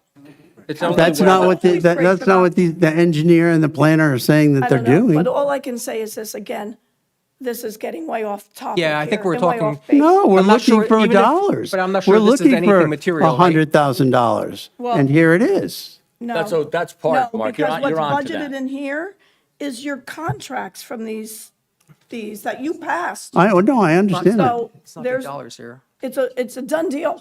Right. Because we're Fine, paying a good. retainer to the professionals anyway. They do lots of other things besides sit Yes. here in a 2-hour, Yes. 3-hour meeting, So right? let's see, take a look to my earlier, sorry I started this conversation off again, but I said, can you kindly take a look at legal professional fees and go detailed line by line on throughout your P&L, look for those numbers where you're negative or where extra spending was done, and look at your professional services I only and gave their them. yes, contracts. I gave them what they got last year. If they spent that much, No, that's what they got. but comparative to this year, if they go over their contract values and we had to extend them, for their services to support our township for whatever reasons, lawsuits and and anything in the like supporting meetings, did they exceed their contract values or do we have to extend their contract values more to offset that because we've been in need, Well, that would've further been in need or demand? 2025. Because that's an area we can control and cut from our perspective as well. And Mark, your point's well taken. If there's, we would love to have 5 applicants at a meeting right now and stay here till 2 o'clock in the morning, and then they cross-bill all 5 applicants in their escrow accounts, correct, Don? But they're That's how that not would doing work. that. They are not doing that. Then we gotta go back to them. Yeah. There's a We'll fix. definitely look at that, Okay, Councilman, on okay. that. That's all. Hey, And just we're asking for a heads up. buckets to find cash. Every rock we're gonna Right. look under. So there's one rock to look under. Yep. The second council you. meeting in March here, you're going to see 3 ordinance introductions for fee changes. One is land use, one is construction, and one is water. And you're going to see that we're updating the fees in another attempt to bring in revenue and all. So we are addressing a lot of this. The procedure that you're talking about, I'll have to look further into. I know that the escrow responsibility, the more that we can do that, the less of a hit the town takes, and we'll look out for a fair and equitable process that Thank gets you. done Thank that you. way. Okay. I want to shift gears and just, if I can, focus on the health insurance part again, right? So the number I'm seeing on these sheets is almost an increase of almost $2 million, right? So I think it just deserves a few minutes of just focusing only on healthcare. And I know, look, healthcare costs, it's a crisis in this country, right? It affects families, it affects businesses, it affects every town, I'm sure. We're not alone. So are there any alternatives? Are there any ways, and probably too late for this year perhaps, but is there any ways to try to lower those in terms of the premium costs we're paying? And that, I'm not sure if it's using a different broker or a different network. I mean, I know the state health benefit plan is probably, I think, even worse increases this year than the one we're in, but I just think this deserves a few minutes of conversation for something that's probably almost all out of our control, or we're all facing it in our probably our own personal premiums. It just deserves a few minutes. Is there any alternatives? Is there any other way to start limiting the cost to the town of this health insurance increase? Because next year, I'm afraid what it's going to be next year. It's 2 million increase this year. Don't we, Right, and so don't what's we next year? join with other municipalities We do. in do. sharing the healthcare with the same? And I just, to answer the mayor's concern and know what we're up to is, if you or Dawn and I, after the first pay period in January, all the employees had some terse language for us. Don't forget, because of the Chapter 78 obligation, most of their contributions went up 19.5% as well. Even though the town carries the bulk of it, the employees carry a significant bulk, and so a COLA increase of 2.5% doesn't mean anything to them when they're contributing, 19.5% to their health insurance. So we hear it. So what are we doing about it? We have a risk manager who sits with me in the HIF meetings. All right, this is the health insurance fund that the Morris County belongs to. It's a North Jersey, actually, employment fund. We got several municipalities in there. It's run very well. They're in the same boat as us. I mean, they're upset. They're in the same thing. Ours was 19.5. The state up to 26-35%. The state it was a lot, and a lot of towns pulled out of the state. Some towns are looking at self-insurance. They're looking at alternatives. They're looking at different plans, different methods of skinning the cat to address the health.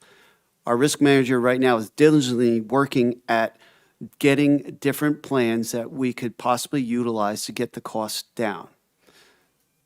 There is a caveat that Deputy Sylvester and I were discussing, and that is that you do have the obligations to the collective bargaining units. They need to be pulled into the conversation. They use the term equal or better. They want to make sure that their benefits aren't compromised, which is understandable. So when we do these reductions, it has to be, parlayed with collaborating with the bargaining units as well. So it is a process. It's complicated. I do have our risk manager working on it. I'm always looking at other towns. How, can they do it better?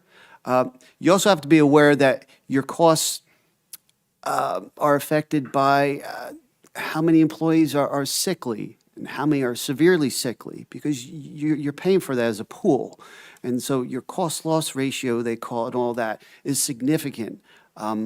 If you're a small town and you don't have a lot of sick people, you can do pretty well. You'll be okay.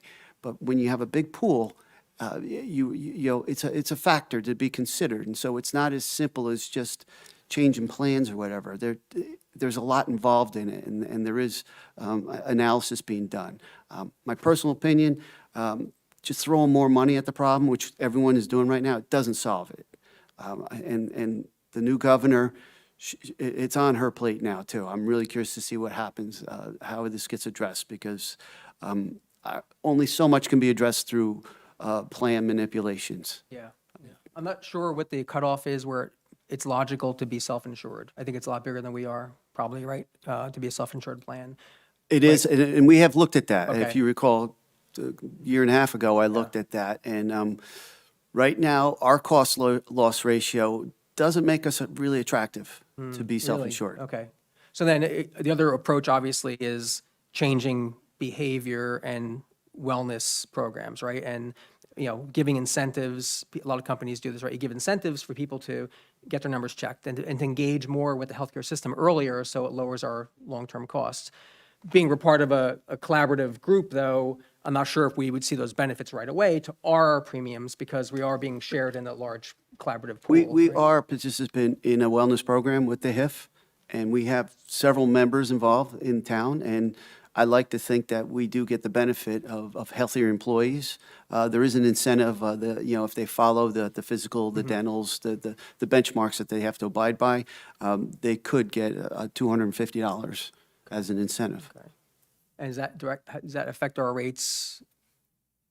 Not so much our rates. directly or I like to think we're Or not getting claims? claims so much. Yeah. It is based on claims. Okay, So okay. It's an investment in the long term too. You might see a little bit, unfortunately, a little bit upfront cost, right? And then down the road, you see the investment paying off. But we're looking at it. It is the biggest Yeah. hit right now, and we are substantially looking at it.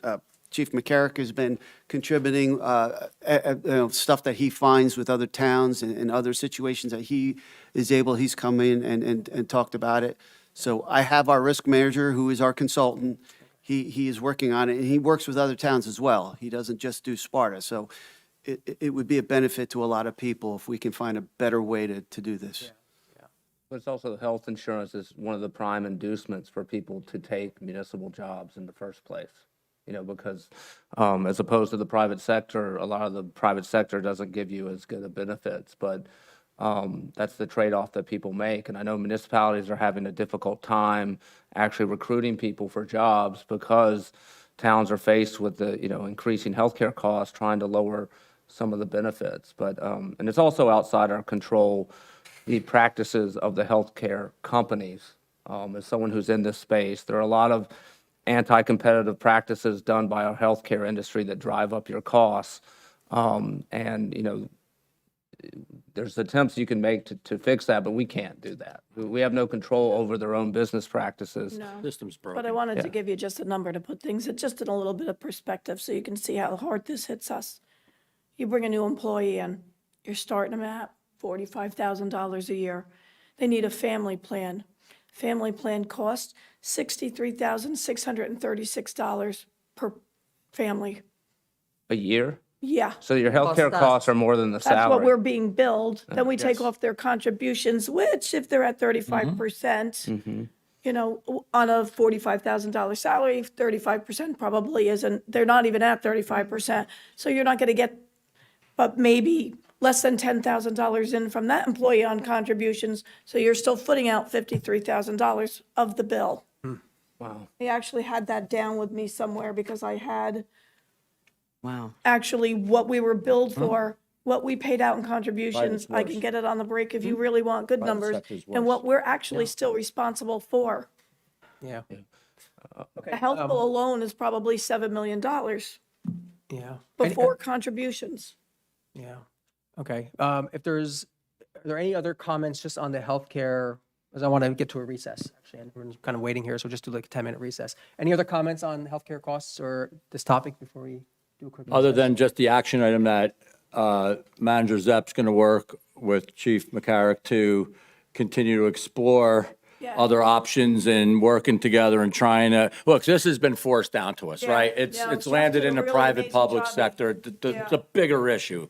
But now we just got to manage and try to make it work. He did that. So, He talked to 2 other towns and how they're doing it, and he's got some really good information, which is Good. probably somewhere we There's a should lot look. of towns out there facing the same problem. Yeah. yes. Yes. There's a lot of other towns out there that are doing different plans, offering incentives to their employees, and saving a ton of money long-term. We should have looked into this already.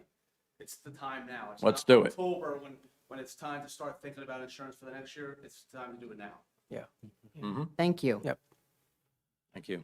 Okay, can I have I'll make a motion for recess? Do I And have a I'll second? just say, y'all can do it how you want, but maybe when we get back, kind of drilling down recommendations on how to get this 700,000 and like factors that departments consider in deciding what line items they're going to cut.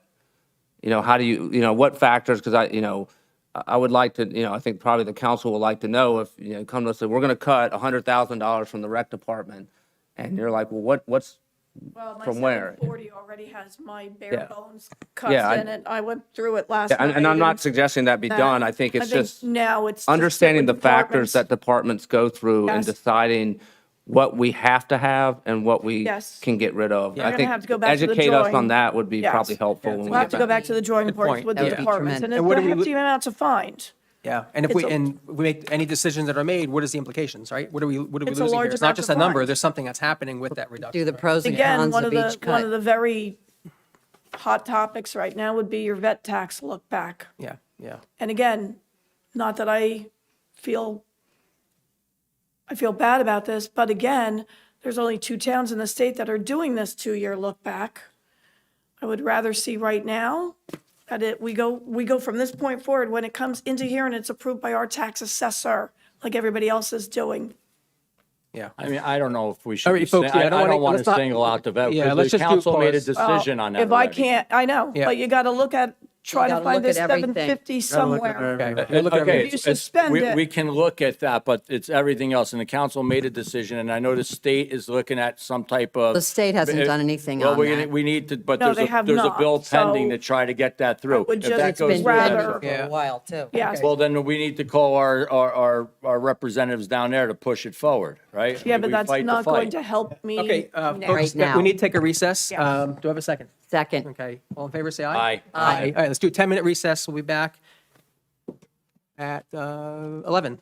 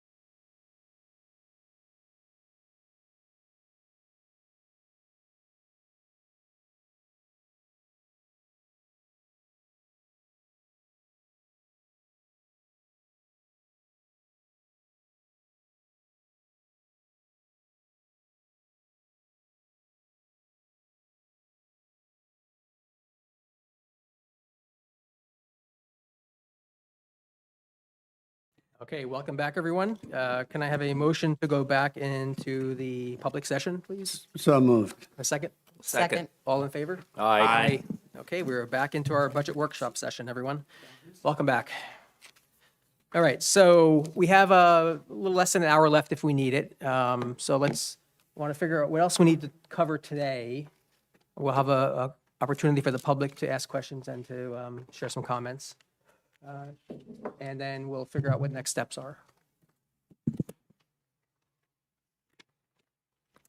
Okay, so who would like to go first? Is there any, so let me ask our professionals, Dawn and Mike, anything right now that you'd want to jump in with and add at this point? Or do you want to, we can go down the dais as well. I have really nothing else to add, but we will be going back and reviewing where, with the department heads and where we can cut. And that's about it. So we've discussed mostly the process, where we're at with the caps, what we can do with the state. As I grab Deputy Mayor, I said that the past 2 years, we had self-exam. So in other words, that means we prepared the budget, we can hand it to the state and say, see you later. This year, we have to submit our budget, and they're going to review it. They're going to see what has happened the past 2 years and ask us a myriad of questions that are going to, I have no idea what they're going to ask, but we have to validate where we're at and how we got there. So Why is that? they used to do it every year, but it got too large and they cut their staff, so it's every 3 years. Okay. Oh, okay. Okay, where does that happen in the process? Can you, with the timeline of? Yeah. As soon as we introduce, it goes down to the goes to state, them. and we can't adopt Until till they they tell say, us. okay, or they'll maybe have us adjust our budget also, so you never know. Okay, so it's between introduction and adoption. Okay, okay. And Mike, or Dawn, can I ask you, the taxes, I see on here on the last page, from 2016 is when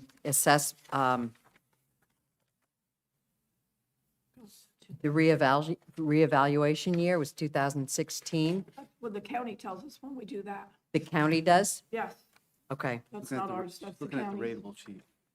What we were The taught, rateable analysis. Yeah, what we were taught in class is that once you hit 75% of your value, that's when you have to technically reval. But the county pushes that out, so. Are we allowed to unilaterally reassess? You can if you want to, but it's quite expensive. It is, isn't it? That's right. Yes, and that's why they have let you use a 3-year payment back, 3 or 5-year payment back. It's been a while 5. since I did it. 5-year, okay, thank you. Because the tax is based upon the assessed value, is that right? yes. Yes, but Okay, it, it's not based on the fair market value, is No. that correct? currently, no. And Once there's you usually do assess, a sufficient delta or gap between a home's assessed value and its fair market value, is that right? yes, again, the 75% is when technically you have to reval. Meaning if the assessed value is 75% of the fair market value, or, Yes. okay, Which, because once you reval it, technically that should be the fair market value. Right, right. Right. I mean, there is a fluctuation, but it should be there. and is that one way that a town can increase its revenue, is to do a reassessment? Why is that? All you're doing is adjusting the tax base. A third goes up, a third goes down, a third stays the same. So you're still got the same tax levy, so to speak. In other words, what I commented before, $112 million you collect, it's going to still be that $112 million, but now the pie, your pie, piece of the pie, everybody's pie is going to be different based upon what happened in your neighborhood, your market value. So. But if the assessed value, so for example, I mean, we can all go on, we get from the township our assessed value of our property, right? Yes. Then we go on Zillow and we're like, wow, my house is worth a lot more than the assessed value, right? And if the town were to say, you know what, we're gonna reassess, and so if your assessed value was 300,000, now we're gonna assess you at 400. wouldn't that increase the amount of tax revenue we would generate? Because now we're taxing off of 400,000 No. as opposed to 300,000. No. The rate It changes. It adjusts your pie. Everybody here has got a slice of pizza. Sorry, you got the narrow one. You got a big piece. What's going to happen is I still have to collect $112 million. That doesn't change. Now you're paying less, you're going to pay more because your pie got bigger. Your piece of slice got bigger. That's all that does. Well, that assumes that there's not you're assuming that there would be differentiation among the homes. Well, they don't Up all on go their up, s- some go upon- down. I just said, a third go up, third go down, third the same. Yeah, But what if all of them went up? Pardon? What if all of Every And everybody's rate would go down. yeah. So the factor that you're applying against, in your example, like Okay. if you went to 300 to 400, the factor you apply to the 400 is now a smaller multiplier, so you're still getting the same or similar dollar amount from that household. Yes. It's just that it's, 0.1 times 400 versus like 0.15. Oh, so you're times- required to lower the millage rate based upon an increase in value? What if their value goes down? You're saying, I mean, what I'm trying to understand is if you have larger, if you increase residential values, right, theoretically, and the rate stays the same, The rate doesn't stay the same. okay, that's the key point. Why can you not change the rate on top of changing the assessed value of the property? Okay. Because 112 million. That's what we got to collect. I don't care if your house is worth 3 million or 100,000. I still have to collect that. And that's the whole big pie. That's all you're changing is what comes out of that pie is 112 million. How you break it up is the individual houses. So Yeah, the you're rate- capping at 112. I'm saying going forward, like, listen, the reality of it is healthcare costs are not going anywhere but up. Yeah, no. No, it's, everybody's house, I should say property, is evaluated as a piece of the pie to pay off that 112 million. So that's a fixed line, that's a fixed number. Yes. It changes the calculation for each individual home or property, but it doesn't change that 112 we got to collect. And to make it simple, the reason for that is because of the cap, right? Correct. Yeah, that's correct. So this year, we're collecting $112 million worth of tax. So no matter if we have a billion square foot office building that comes to town, we can't collect more than 114 point something next year, correct? False. Okay, tell me what. What did you just do to that pie by adding that building? Yes. You made it bigger. You made it bigger. But that first year, you're responsible for the tax rate that she's been paying, he's been paying. For that valuation. Okay? Now, because of that, say our taxes don't go up. Budget's the same. We're still, in the next year, we're still looking for 112 million. But now, because you added so much property value, everybody's piece now pays less because of what you made up. And that's where I was talking about with North Village. What should have happened is the tax rate shouldn't have changed and you pay what everybody else pays. Now, you have a bigger piece of you have a more collection and more revenue. So what happened in North Village? Their tax rates went down because you came in. Thank you. So the tax rate should have been steady at worst, not gone down. Not gone down. Right, right. But you're going to pay for it in the long term, which, You had a windfall. yeah. You And lost played it, with it. played with it. And they Tax Okay, rate. so you had a windfall of hookup fees and all kinds of, That's separate. all That's kinds, separate. okay, well, let's include those, right? No, you had a can't because hookup- that's a utility. That's Well, because separate. this goes to something that was said at the planning board meeting just the other day. It was saying that, wow, let's get going and let's get some of these hookup fees to come in. Let's bring in more apartments and then we can have all these hookup fees. We need Well, those. huh? That would be Well, great if for we the have utilities, yes. a hookup is $16,000, correct? Yep. Right, and if one child moves in, that's gonna cost us $300,000 over the next 13 years to educate that child. So here we can make 16,000 today and pay 300,000 over the next 13 years. Well, how does that make sense? How does that make sense? It makes the budget look great this year. We got $13,000. That's- But next year, we're paying $22,000 to educate that child. But that's the school board rate, okay? That's their, that's Right, their, right. But it still goes into the bucket of taxes that everybody pays, correct, right? yes. Now, it's great because the $18,000 came to us, the municipality, but the school board is paying, right? That's one way to look at it. But the whole thing is that the taxpayer is paying more.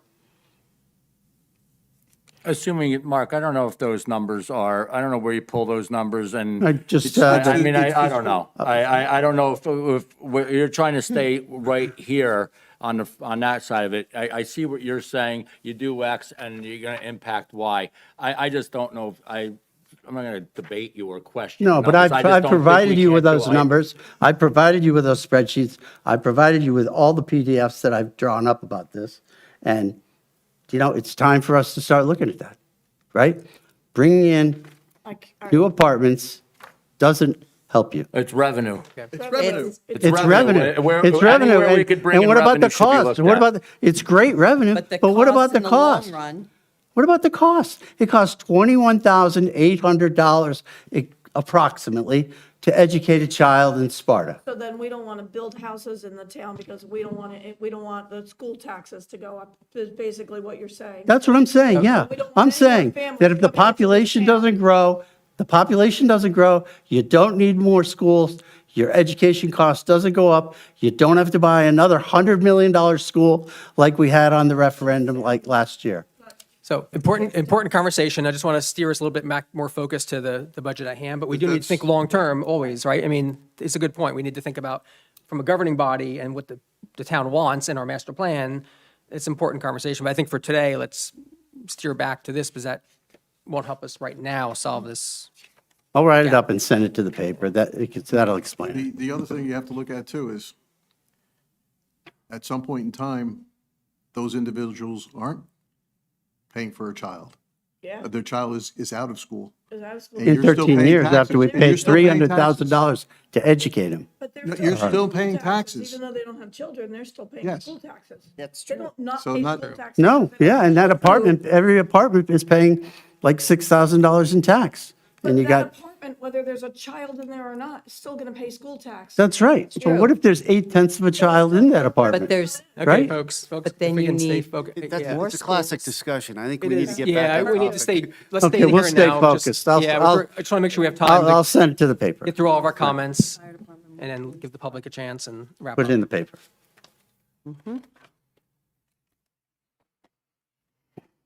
So I think we were Good trying to get explanation, at, Mike. how do we get, Nice Thank job. you, how do Mike. we cut Thank you very much for explaining $700,000? I it. think that was the issue. Yeah. Which Okay, is, so- what do you recommend? I mean, I know you have to meet back with the department heads and figure out, but I think what are you looking at and what factors do you consider when a department says, we can cut this or we can't cut this? Like, what's the non-negotiables?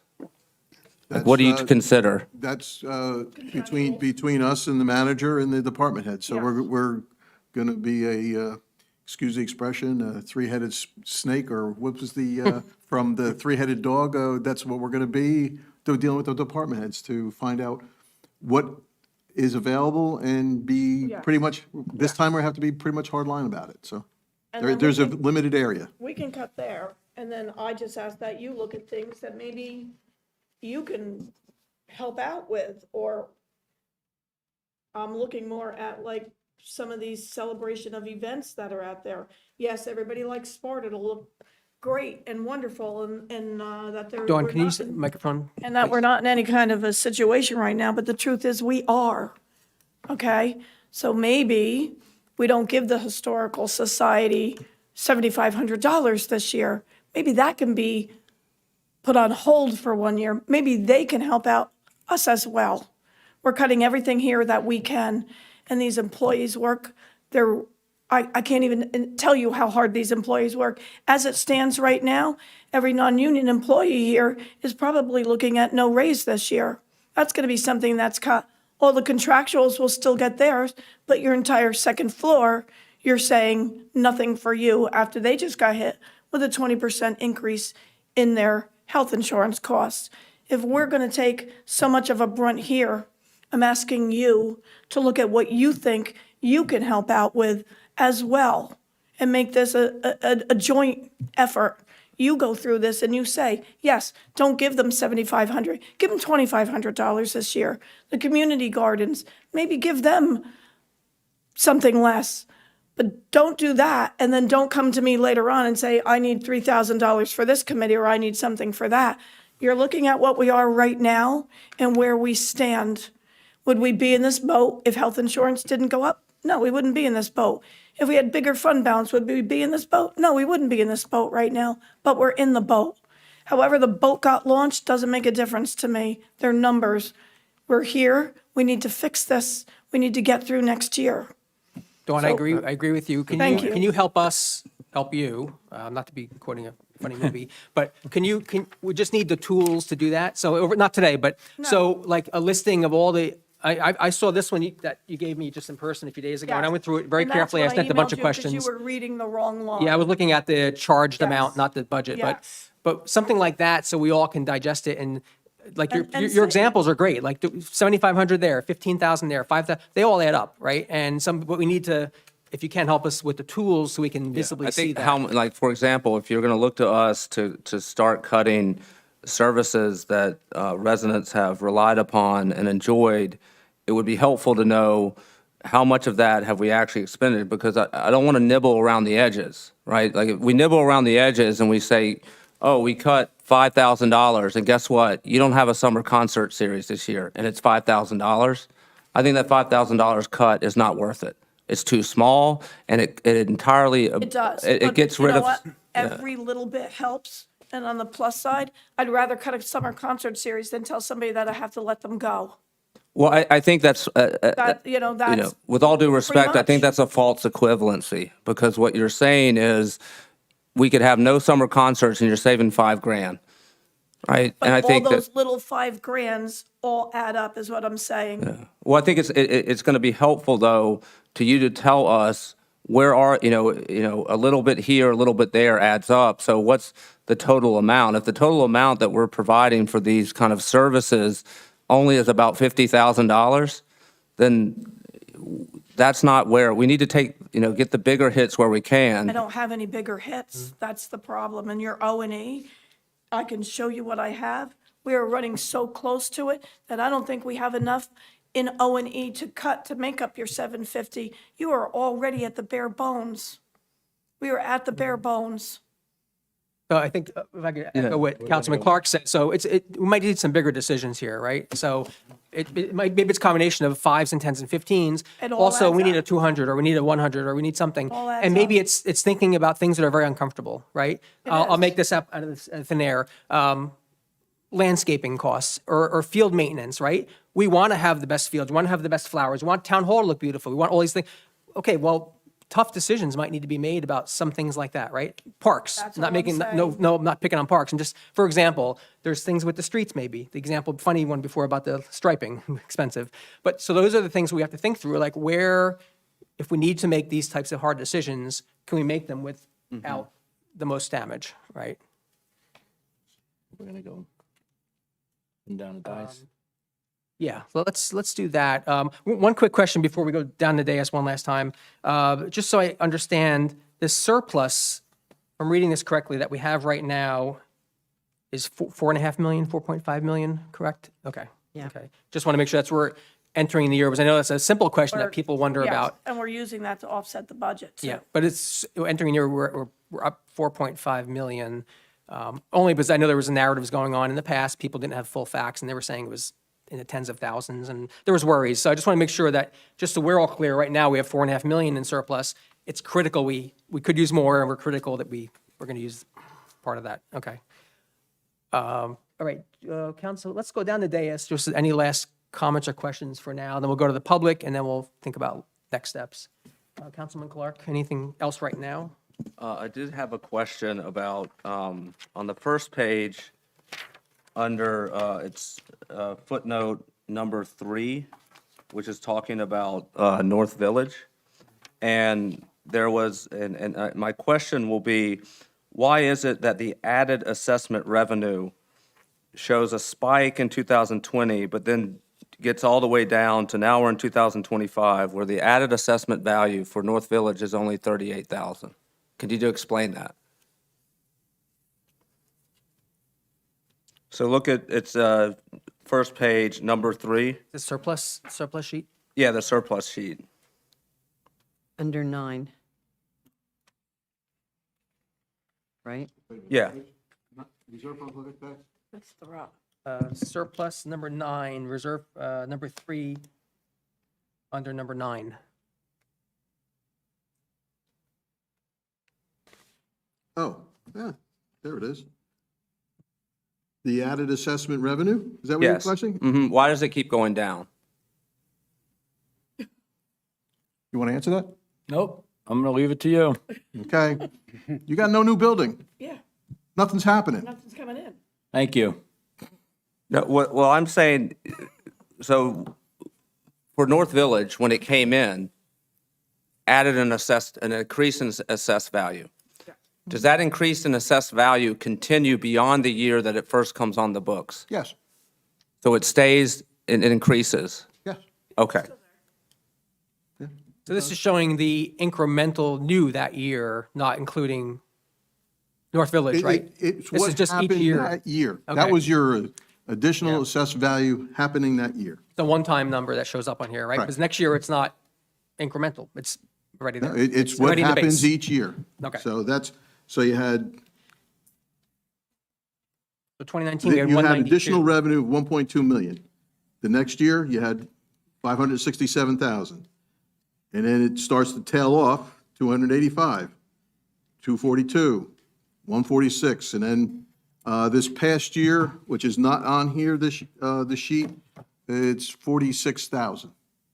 This is just new. New, New. that's new taxes coming in. Commercial and residential, all All, classes. yep. If you look on our calculation page, it says new construction, all we got to put on this year was Oh, it 45,500. is, yeah, it is 45. So Mike, during those golden years, how much revenue did North Village bring us? Right there on the sheet. Those 3 numbers, right? Actually, more than that, because you 2.5. collected the school portion too. 2.5, 2.3, and 2.2. That's what the revenue was for the entire town. No, the entire that's just budget. that was our portion. You had a portion that had to go, that is not on this page, that had to be paid to the county and open space. The only portion that didn't go anywhere, except to us, was the school portion of that added assessment during that year. Right, because every quarter, every couple months, I see on the bills list that we're paying the school out of our budget, correct? Correct. All right, so you just said that, maximum in 20, 2.5 million. Maximum in 21, 2.3 million. Not maximum, that's true figures. Okay, these are the true figures, True right? figures of Okay. added assessment But, value to we were our told, tax rate. we were told that North Village was going to bring us 12 new children. Unfortunately, it's brought us 140 children, and half of them are special needs, which makes it cost double. Therefore, these children are costing us these children, 140 children, are costing us $3.5 million a year to educate. And you're saying, wow, in 3 years, we made about $6 or $7 million, but now we're paying 3.5 every year for the next infinite number of years, correct? I don't know the school budget, sir. I can't comment on it. Well, we pay Okay. I think we- approximately $21,800 to Again, educate a child here in it- Sparta. That's not what's happening here. That is our tax rate at the time of the new assessed value. That's But what this those is the numbers are. revenue that's covering the school. No, No. no. This is ours only. Yeah. So I want to get us back. We only have, going to have a lot of time left, so please, let's stay on topic, everyone. Yeah, I still didn't understand, because, all right, so maybe I'll just ask it directly. Why did you refer as the golden years, North Village increased evaluation on tax collection? That assumes that there was a golden year and now there's not a golden year. Could you explain why that? Because okay, the best way I can describe it is look right above it. 3 lines above it, you have amount to be raised. We Okay. should have raised our tax base to be collected the next year from 2020 to 2021 by $1.2 million. We did not. I got you. That is purely the town's rate adjustment of the new assessed value, not school, not county. That's our portion.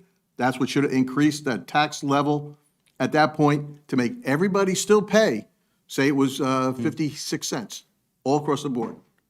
Okay? What happened was, instead of paying 56 cents across the board, you paid 55.5 cents across the board. You So didn't we do ate it up- properly. we You ate didn't up- use it properly. We ate up that buffer. We ate ate up up the those dollars. Yeah. buffer, and then we had COVID came. inflation, COVID, COVID, Came, inflation, And and COVID it was used during COVID to offset because people in town were losing their jobs. So that also came along. What is that 3.1 million under 2025? For, created by reserve for uncollected taxes? That seems like a pretty big No, number. no, those numbers aren't in yet, and that's what I'm waiting for Yeah. ignore that, Oh, okay. okay? I was optimistic for a moment. So Okay. do you- Thank you. When a That's- new development comes in, you do get is it a short-term increase, long-term, or? It's long-term, depending on how you use it. The valuation is always there. Once it goes on the books, it's always there. It depends on how you tax it. You should tax it the same rate as the prior year, if not go up for the new budget. Yeah, but that also, on the other side of the equation, I think this is what Councilman Scott is driving at, is that, for every new development, there's also new costs, right? Yes. And that's impossible to take into account at the time of the new development. Yes. Right, and so you have no way of knowing that at the time. It looks good, right? Hey, we're going to increase in valuation of $1 million, but the costs are lagging, right? You don't get the cost of that. And I think another point I would want to make, I want to turn to the very last page, which is the rateable analysis. If we could turn to that for a second. Rateable, I don't- Hold your sheet up so I can see it. Oh, last yeah, page. you guys are off a different. This Oh, is- I Yeah. don't have that. That's from Amanda, yes? That's Amanda's. Okay. oh, Yeah? And so the rateable analysis, at the bottom, where it has 2016 and 2026, and there's percentages, or do you not have this piece of paper? No, I I don't. have it in front of me now. Oh. It's from the Oh, taxes. why don't you give him, if someone can give Here. him a copy?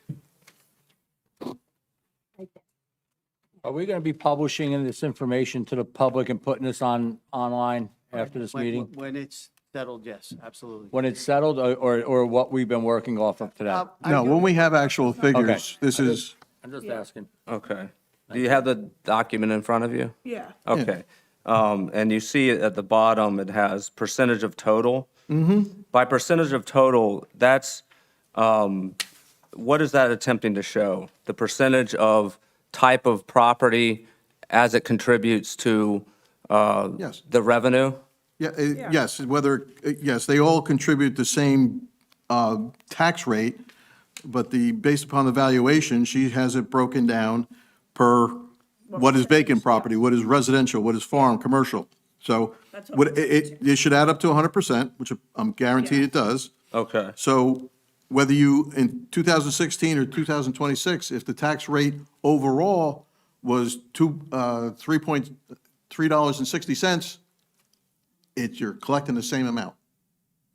Okay, and the source of, is it, one way to phrase it, our source of the revenue. So for example, vacant properties, the source, they're 1.9% of our total. Is that right? In 2016. Vacant, yeah. And- One of the quarter now. Yeah, I'll do But they still 2026. pay the same tax rate. Yeah, I'm not concerned about, what I'm trying to get at is the largest source of our revenue Is residential. is residential, is that right? Yes. that's It's what it shows. 85.81%, Yeah. correct? And then if you were to consider, for purpose of my question, commercial, industrial, and apartment, if you add that up together, that's probably what, like about 11%? Somewhere around there, yeah. Okay. So the largest source of our revenue is through residential. And again, as we kind of got into earlier, am I right that the way we assess the residential properties, that will determine how much revenue we will get from that property? Is that right? I'm sorry, what was that again? For a residential property, the means by which we attain revenue from that residential property is based upon the assessed value of that property. Okay. And so theoretically, if the assessed value goes down, we keep the tax rate the same, that revenue from that residential property will be less. Is that right? Yes. but that Okay, so does- do you think the township has an interest in preserving the residential property values in its town? I would say yes in any town, but when you reevaluate, everybody is going to be assessed, hopefully, at their correct value, that they are paying what their fair value on the fair value of their home. So whether yours goes up or down, the overall picture still has to be collected. Yeah, but if you have, I think if you have, what I'm trying to get at is that sometimes there is a tension between development and the property values of the township. There is relationships there. Either or, it doesn't matter. So there's a business evaluation for business properties, and there's a residential, there's a calculation, you have to ask Amanda, but they all still are the same. Once it's valued, it's still the same $3.60 based upon your value, or 100,000. Yeah, but we have no way of, so for example, I think, what I'm trying to get is there should be analysis before, this idea that you can develop your way out of a budget issue, right? Hey, if we just increase more commercial, somehow our budget problems will be solved. Well, it seems belied by that the largest source of our revenue is residential. It doesn't matter. It doesn't matter. Doesn't matter. That question you asked prior, the added assessment revenue on the other sheet, that's all based upon new ratables, whether it's residential or business. Commercial, whatever. Doesn't matter. And that's the last column, net valuation, correct? That's the overall valuation of the town, yes. And it went Right, so down. the overall valuation of the town since 2017 to 2026 has gone up 3.3%. So that's less than 0.3% per year. It went down from last year to this year, too. So it went, It's gone down since. so unless we want to 2023. really, really ramp it up and start paving over Sparta and making it look like Wayne Stop with and the bringing politics stuff ratables. today. Let's focus on the Oh, budget, let's please. stop with the politics. Yeah, let's stop with the All politics, right. please. So- Focus on budget. You're talking about hypotheticals. I'm sitting here, I'm trying to be patient. We're running out of time. I'd love to hear what the public has to say. And you're talking about 30,000 guys. school kids per Yeah, cost I get and, it. and throwing that nonsense out. Knock it, come on. Yeah, why throw out It's facts? nonsense Why throw because out facts, after Mike? 10 Why years- throw out after factual 10 information? years, 86%, 86%. All right, folks, Councilman folks. Clark put a good point on the table, and you just took it down a political rabbit hole for no reason. All right, guys. He was trying to All get right. an understanding if that adjusts or 85% that gets reassessed, that cannot help fill a budget gap. And Mike answered it. That's it. It's also, a right. lot of places get You guys- information it's a- from the guys, hold on. state, get a Everyone, lot of excuse me. dollars from the state. Excuse me, we need This to town does keep this not. focused, all right? Also. Let's lower the temperature, let's keep this focused, all right? I know this is I agree. Thank you, Mayor. stressful, okay? Not Let's stressful. just Let's get- just be factual. Especially let's for just- Yeah, school let's be taxes. Let's factual. be factual. Let's Right. stop the Especially for politics. school taxes. People over politics, Mark. Knock it off. Let's just focus on what we're here for, okay?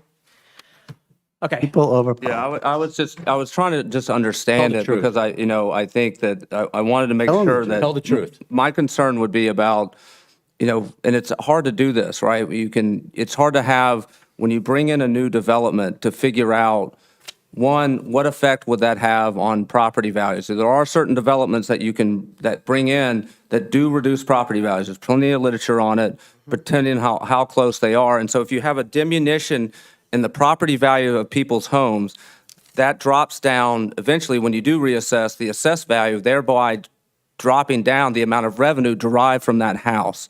And so you may have gotten a development on this side that brought you another $1 million, but if you have property values whereby the diminution is larger than the increase that you got from the development, you really aren't any better. That's something beyond this table. Yes. Okay, that's more a policy thing, but I just wanted to kind of put that out there that I wanted the public to know that the largest source of this town's revenue is through our homes. And so we have to be very careful about keeping our property values high. And, look, I'm one that says maybe we should reassess at some point, Yeah, and it's not your choice. The and- county. Yeah. Okay. But that's all I have. I know we're getting late. I let's- apologize. Okay, let's try to stay razor sharp here, folks. Okay, Margie? Any questions or comments No, right now? those were answered. I just know, like for school taxes, which automatically comes out of the top, but we have always gotten passed by. We collect for them. We're not paying out of ours. I know that. That's not what I'm talking about. I'm talking about from the state. From the state, we've been overlooked continually and not gotten our fair share of taxes for schools from the state. Newark they pay that would- 17% of theirs goes. Yeah. Right. But we pay, would you say 64% out of our taxes goes to the schools? Yes, Yeah. correct. Any money that came in from the state for the schools would affect the school budget, right? Correct. Not this Correct. number That has here, not the nothing gap. to do with us. But it would And take down our On 64%. the news Thursday night, Jefferson was on that they're cutting all sports programs. Right. Because the Yes, state I revenue was is with not him there. 2 weeks Yeah. ago, and they're in the hole tremendously, So what they do or don't, and they have no to, bearing on Okay. us. that's it. Okay. 2 comments for now. One is just reiterating, when you can, if you can give us the details and the tools. Some of us might want to, I know some of us, dig really into details and see if we can pop up other questions and comments as we move forward. The second one is just a comment on the professional and legal fees, professional services. I'm saying that on purpose that way because there are professional fees and that includes legal fees, right? And legal fees, there's the retainer ones, the standard ones of doing business, right? And then there's the litigation-related ones. When you look at, Let me just so you know, Okay. when you look at these and you see something that says professional services, legal fees, special services, that's all together. Doesn't necessarily mean it's all legal fees. There's a line in IT that pays for all our licenses. It's a special service, pays for our MSI, it pays for our STL, pays for all that kind of stuff. Just because the line has the word legal in it doesn't mean it's all for legal. I just want you to know that that- before you start looking. Okay, the professional fees part is a big Yes, component too, professional right? fees And is part including of it. engineering and all the other Yes. expertise we have, okay. So those are 2. So I think 2 comments on that. One is we need to review and analyze, again, taking a look at the professional fees, including the legal fees and all the other ones, just with another fine tooth comb, just to be careful, see if we can reduce anywhere. And secondly, with the litigation, one comment that I keep wanting to share is that even, they have gone up in the last number of years, just to keep in mind that in the vast majority of cases, Sparta Township is the defendant. So it's not that Sparta Township is the plaintiff and we're nilly-willy going out and suing a bunch of different entities. And the vast majority of these we're defending ourselves. Again, not a great situation to be in, but we need to do it. So we need to be careful and manage that. But just to clarify that a lot of these cases, it's not by choice. We're defending ourselves for what's right and what's important to the residents. It is expensive though, so we need to figure out how to deal with that. But that's my comments for now. Deputy Mayor? Yes. For now, any? Yeah, thank you. I want to thank my colleagues up here for a spirited discussion. I really want to thank Manager Zepp, Dawn, Mike, for your hard work and the hard work yet to come. I truly mean that. I appreciate what you did here today. I'm just going to put this out here, and, I came in here very open-minded, very supportive in making myself understand what's in front of me, as well as trying to make sure the public understands. I came in here with a bullet list of items what I thought would be key elements to a budget and our budget, and I'm going to put it out there and for consideration as well from the team that's working on this. First, we had an audit, and I'd like to immediately see and incorporate all the recommendations from that audit. There was about 8 or 9 points in the audit. We don't need to go through them that's detailed. You have the report, but I'd like to see that. Most of them were administrative, but they did offer some suggestions on how to clean up and gave suggestions to fix that audit. So incorporating that audit's important. Number two is no layoffs. I think in the spirit of what we're trying to do here, and it's really difficult, I don't think it should be falling on the backs of the veterans' bills or any layoffs, et cetera. It's got to be looked at a little bit more granular and then holistically as well.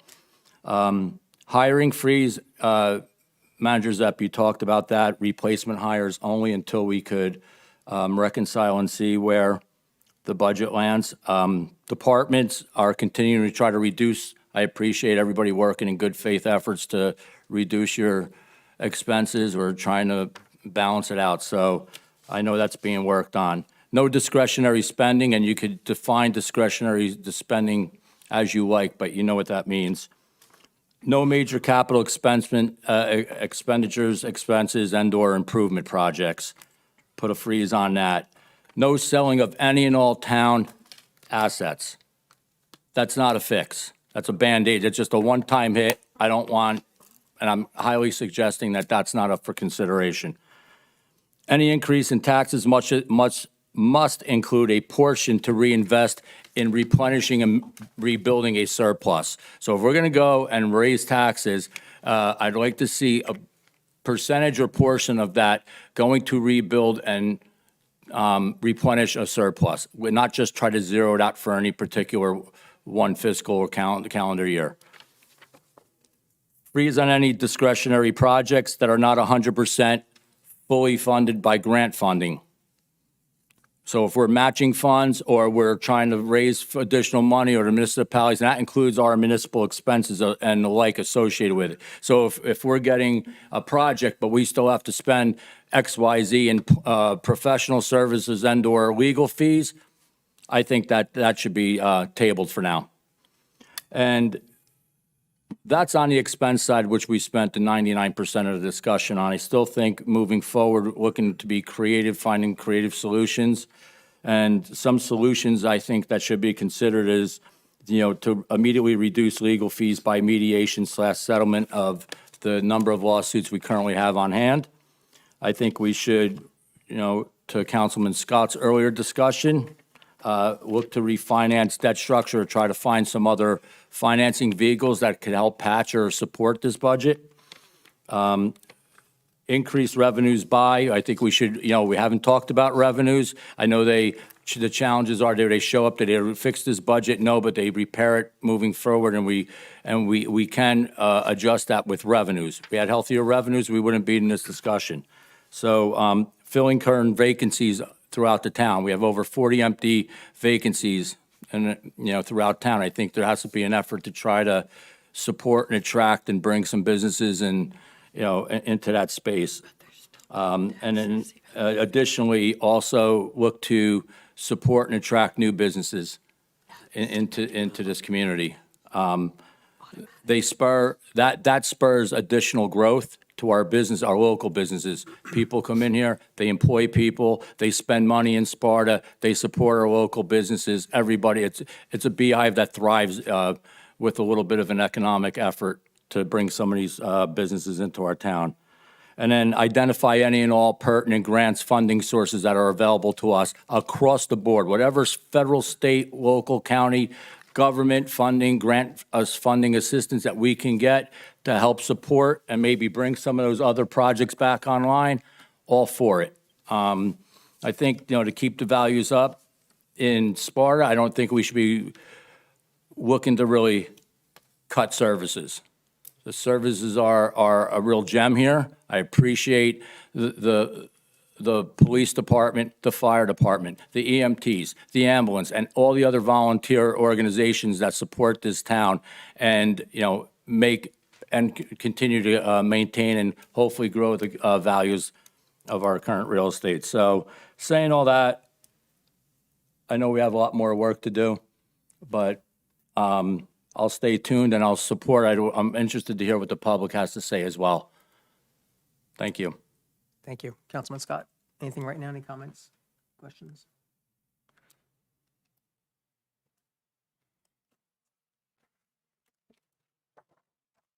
I just want to say thank you very much for all the work you've done, Mike and Don and Jim and everybody else on our team. I think that there is some low-hanging fruit, and you guys have identified a bit of it. And I think that we have to make some hard decisions and see if we can make some cuts and get our budget in balance. To Mayor Blumetti's point, all of these lawsuits, we are the defendant. And much of this professional services cost, in fact, over 78% of it is for general services, right? That's the budget I see that we spend. Right. We spent $250,000 on the diamond chip litigation, $27,000 defending ourselves in Awesome Acres, the affordable housing, and trying to reduce the number of affordable housing units we have to deliver. We spent $89,000. Tax-related, which I guess is tax appeals, $17,000. And then in general services, our general legal tax bills, I believe, considering all the people that are getting paid, and the engineers and the planners, and all these things, we're spending $762,000 a year. I did suggest that we start billing the developers directly for the time that our engineers and our professionals and our lawyers are working on their cases, even during meetings. If they take up 1 hour, those 3 professionals should be billing the developer. I think there are places we can cut. I don't know if we have any duplicate positions in our town hall. I think everybody here works extremely hard, and I hope that we can come to a solution here and we make some of the tough decisions that have to be made. Thank you. Thank you. Okay, let's move on to the public, okay? So we're going to do a open to the public segment. It works typically like we work a regular public meeting, so please just share your name and limit your comments to 5 minutes maximum. And again, we're going to take that under consideration. If you have a question, we probably won't answer it now because we're all working through this.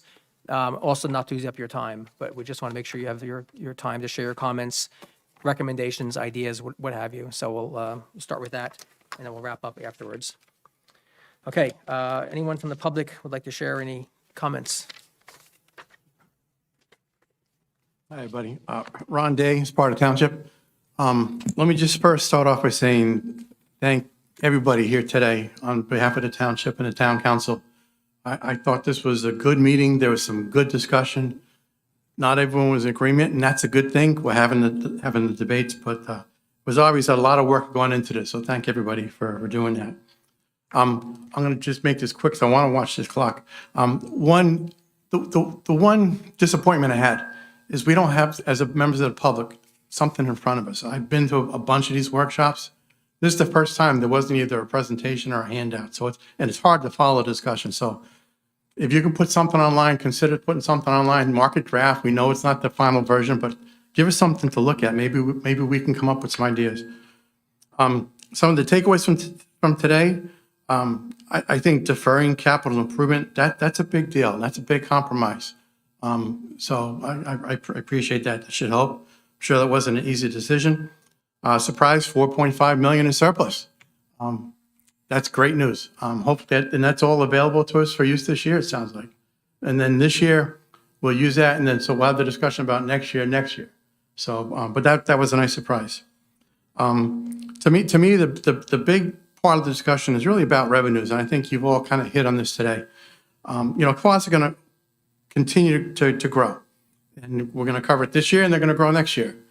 The only way we're ever going to win the battle is with new revenues. New revenues, so people understand, it's not someone going into a building that exists. It's a new building going up. Because the building, whether it's empty or full, they're still paying taxes, the building owner. So we need to get new buildings that conform with our codes and, don't, all within, what we want to see here in Sparta. So we got to focus on that, and it sounds like we are. One suggestion in terms of surplus is maybe look at next year from the expense side. Any underruns that we have this year, rather than move them to other accounts, let's try to commit to put those towards reserves of next year. So if we have the underruns, let's capitalize it. Let's use that for growth.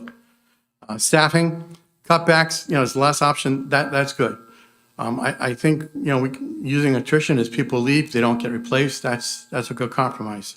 One thing you may want to consider, I haven't heard anyone mention is can you offer early retirement package? Can you incentivize anybody to leave early? Maybe help get that head count down, that will help medical and pensions and all that kind of stuff. When it comes to cutbacks, and I've said this before, I want to say it again, is we can't afford any types of cutbacks in our police or other emergency services. They do a good job. We need to make sure that they're supported properly. I know it's hard to do, but that's still part of the discussion that has to go on. I still think, based on information that came out in the master plan, I know it's tight, but we got to find ways to give them more if they need it. Tough discussion, but more to come on that one. Health insurance. I thought Chief McCarrick came up with what I thought was a great idea. Employees here have the option to take health insurance or opt out. People that I've talked to that have these in other places, I don't know about here, but usually the incentive to opt out isn't worth their while. So would it be worthwhile to look at motivating them to opt out, give them a bigger payout if you don't take it, because maybe they have a partner or a spouse or something where they're already covered. And if we can incentivize them, they're getting more money, and that should cut down on some of our health insurance costs. Going forward, the last thing I'm going to ask is that, this, again, good meeting. I always feel, me personally, a little surprised when I come to these meetings. I kind of know what I think I'm going to hear. So I've asked it before, I'm going to ask it again, is that the council consider having quarterly updates on our financial status as a township at some of the town council meetings. So, and that way we can kind of, let's get the issues as we go. So given that, again, thank you, everybody. I think it was a great meeting, and hopefully not hopefully, we will figure this out as a township. So thank you all. Thank you. Thanks, Ron.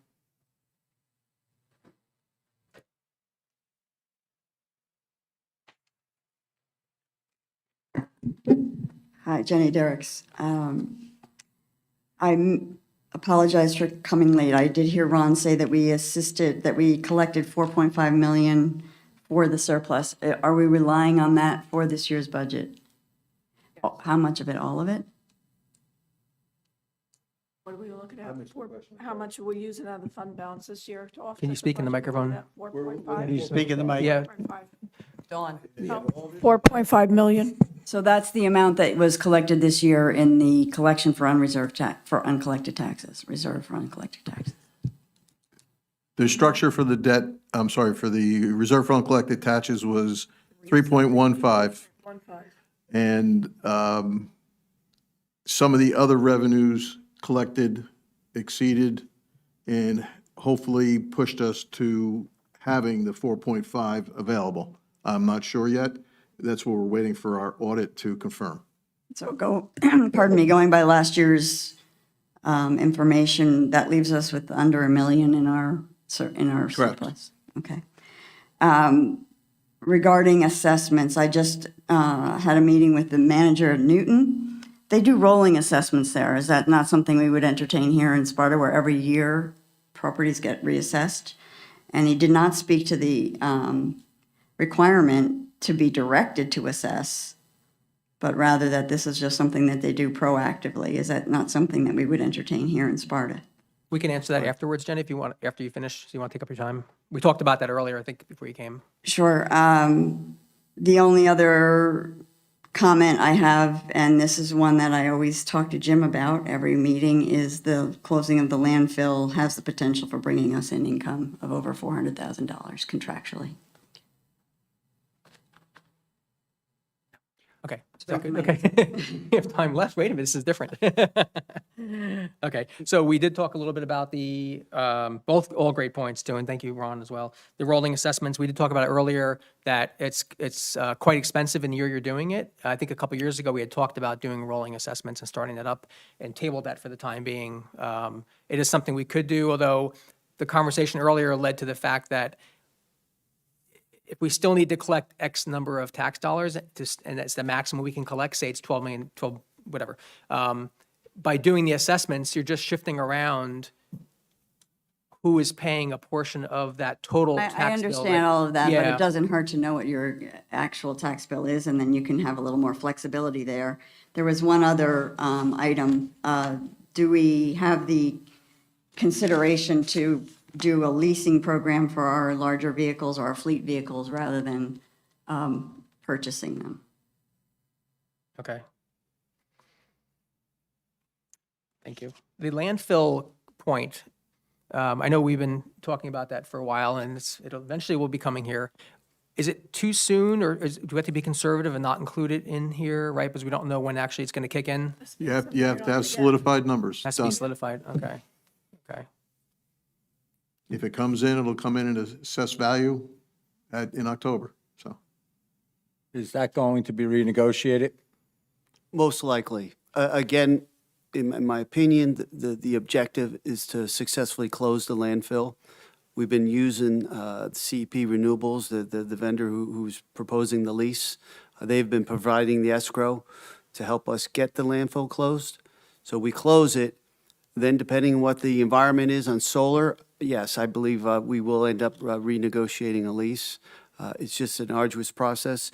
We have located a person at DEP who is now receiving the documentation on the parcels that we're proposing to donate. You will hear about that soon. We are getting closer. It is just an incredible, arduous process, but we're getting there. Again, the objective is for the town to close the landfill. We can look at what potential revenues can be generated afterwards. okay, okay. We can't count that now.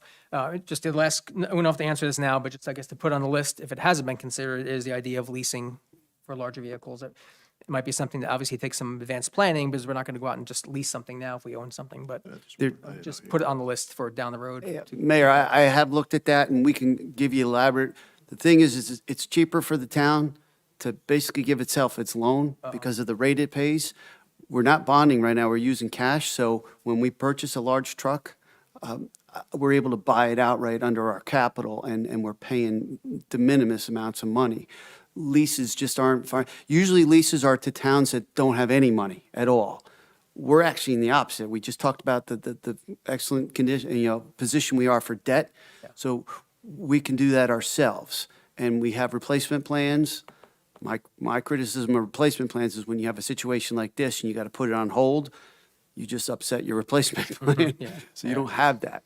The rolling assessment, Jenny, we could look at that when the county says, hey, time to reassess, and you do the initial reassessment because of the cost involved, and it would be at that juncture that we say, hey, maybe we want to activate rolling assessments. I have been, informed about rolling assessments and all. It's just because of the cost. It is an exceptional cost.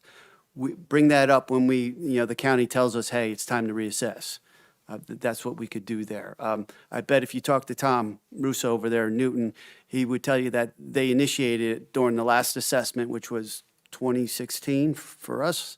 I don't know when the last one was for Newton, but I bet that's when it started.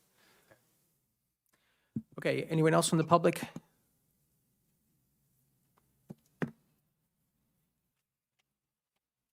Good afternoon, everybody. Jeff McCarra, Chief of Police. As I am going to speak on behalf of my police department, I just want to make a point that when you're looking at budget cuts and you're talking about employees, none of this happens. None of these daily operations happen without your employees. For instance, sitting here this morning, how hot it was in this courtroom, sending a message to Gene Donnelly, who was our buildings and grounds guys. He comes down here, takes care of business, it gets the airflow going. So our employees, they pay a lot towards this town, and you get a lot back. I'm going to talk about our police department because I know our police department is always looked at as a very high budget area, and I understand that. And I could ask you a question as to why you think that is, but I'll give you a couple facts here. And the fact is, we are the only department that operates 365 days a year, 24/7. That equates to 341.53% more than the other departments. That equates to 8,760 hours per year that your police department is working for all of you and for our community. In 2025, we put in 90,815 man hours. It's a lot of man hours. When I took my numbers from MSI with our finance and I broke it down, the total cost for a police department per year, or per hour, I'm sorry, is $592. This is not including our dispatch. The total cost for the police department per tax-paying property is $618 per year. I think that's pretty impressive. When you add in dispatch separately is a cost of $105 per hour and $109 per taxable property per year. So when you add those two together, it costs $728 per taxable property per year. I think that's pretty good. Right now, we currently have 35 officers. We have 2 officers that are retiring this year. We have 2 special officers that are officers that handle court, they handle the meetings, which is a part-time cost. In 1969, they had 20 officers in this town. In 1970, they had 22 officers. At that time, in 1969, they handled a total of 2,566 incidents. Last year, in 2025, with 35 officers, we handled over 39,000 incidents. There was no North Village back then. There was no North Village, I want to say around 10 years ago. I'm just making some points out there because we are the highest budgeted department in the town, and we know that. We take pride in that. Our officers take pride in that, and that's why we're consistently one of the top safest communities in the state and in the nation. It's from the work that our men and women do down there every single day.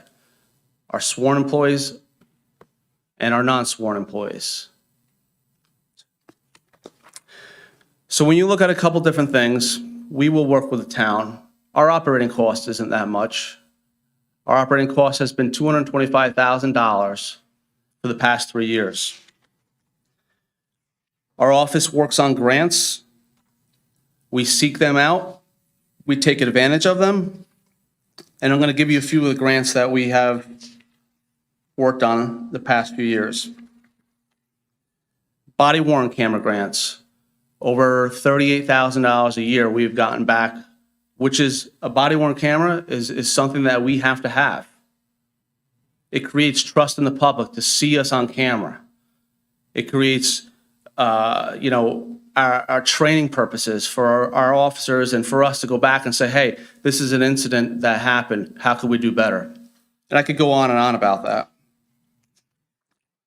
We had grants that we worked with our dispatch center. In 2024, we utilized $1.1 million in grants between the ARP grant, the Josh Gottheimer Community Funding Grant, and a couple other different grants there, but to build our backhaul network with our infrastructure of our radio system, which benefit not only police department, but the fire department, EMS, and DPW.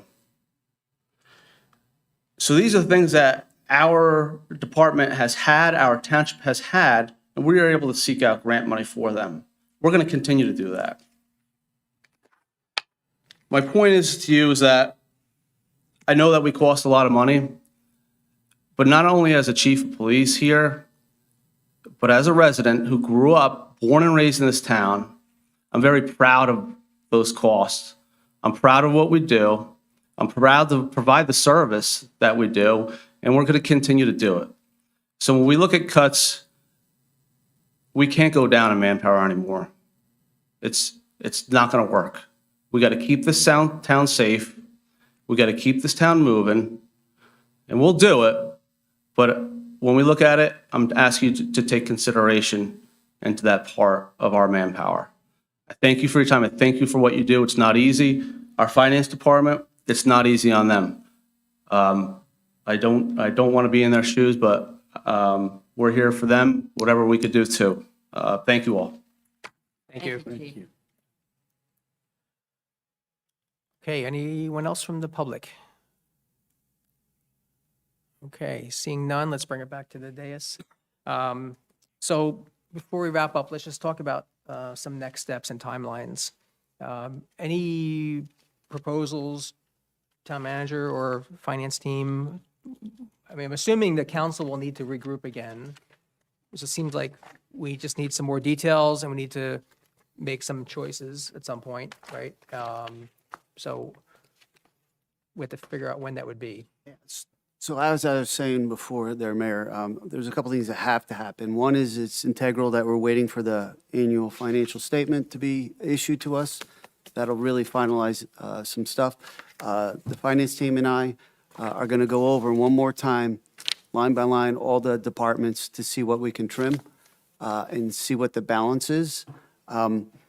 I'm glad that the council is aware now of the challenges we have. So then when we present them to you, I have a feeling I'll be coming to you and telling you that we couldn't find 700,000 and we could find so much more. And this is the number that we're at. You know, we'll be asking for the council now to help on some of those projects, you know, some of those items to get down there. We may have no choice but to address a staff issue. You know, we're putting it all out there, but we're going to do our damnedest, all of us, you included, to try and find everything we can on this. And it's a dynamic situation. It's constantly evolving. Things are changing. Things change all the time. You know, I'm glad the public and the council is aware of the efforts we're all making to get there. It is a very, very uncomfortable position to be in. But knowledge is power. You guys are getting it all, and we're also going to try and you know, figure out what we got to do to avoid being in this position again. So with that, again, I will be reporting to you. I'll try and get some handouts out, get some detail that you folks can look at. Finance and I next week are going to be working on a lot of stuff. We're trying to get that financial statement. It is my desire to have a balanced budget or some type of proposal for the council to consider for the 24th meeting. You know, I hate when this stuff goes into April and it prolongs out. In fact, I'll give the pitch that at the next meeting, the 10th, Tuesday, we have a resolution for estimated tax bills. We're going to be sending out estimated tax bills to just ensure cash flow. So our departments and vendors, everyone still gets paid. We didn't do that last year. So we really are trying to manage the best we can our finances and how it rolls out. Doors always open. You guys access me all the time, even 11 o'clock at night. It's fine. We'll continue on. So, but that's where I think we're at. Okay. And just to be clear with where we are with the gap, right? So I think going back to the first few moments of this meeting, your statement is that we have a gap to solve, whether it's 750K or whatever the number is, there's a significant gap to solve.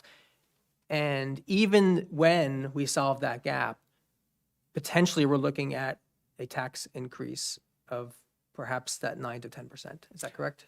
That's correct, and that is because, okay. mostly because of the health insurance Yeah. and the state allowing us to put that out of the cap, and we can utilize tax increase. I just don't want to mislead anyone saying that if we find 750 or whatever the number is, $800,000, that taxes are going to be artificially low. Right? I mean, that we're going to come in with some crazy low number. I just want to make sure that's clear to everyone, right? The gap we're trying to solve is to stick where the maximum can be, which is that 9 or 10. Right. It basically gets us in compliant to the state's Balance. liking and within the caps, the tax appropriation spending. That's the caveat. Like we said, years ago, you used to be able to tax your way out of this. We just increased the taxes and we'd be okay. State won't let us do this anymore. So you're really confined to keeping it within the caps, and that gap of 750 is what we need to stay within the caps. And with the health insurance going up almost 2 million, we've already found a way to solve for $1.25 million of that, right? Because the gap is only 750, Right. in theory, right? We've already done a bunch of cuts with it. Yeah, The capital improvement being zeroed out this year. Overtime is being addressed across the board. We are already implementing a bunch of measures, but unfortunately, we have to do more. Excuse me, Jim, when was the last time you had a group council workshop like this? I never had one just like this. We've had similar ones where they were dovetailed usually before a council meeting, but this one was carved out specifically just as a budget meeting. I'll nod to Ron. He kind of poked us along on that It's too. so- last couple years. right? No, we Years didn't ago, last they year. used to do them on Saturdays like this. They would meet on a Saturday morning and take care of it.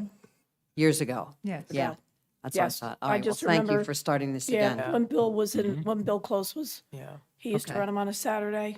But we did have, We didn't have one every last year, we year. had a public, we do have a public session every year. do, to but- talk We through the usually have a budget. budget If we workshop. didn't, Not like if we this, though. didn't need to do any of these or where we were now, we'd Right. Yeah. probably just go through with. Usually it's just further along. The introduction, we wouldn't have needed to do this with you. Yeah. But typically, Well, we have thank you. talked about them in shared documents in advance because it's been further along with revenues and tax Yes. rates and everything, right? Correct, okay. Okay, well, with that, kind of a motion to adjourn. I'll make a motion to adjourn. Second? I'll second. All in favor? Aye. Aye. Okay, we are Thank adjourned. you. Thank you all.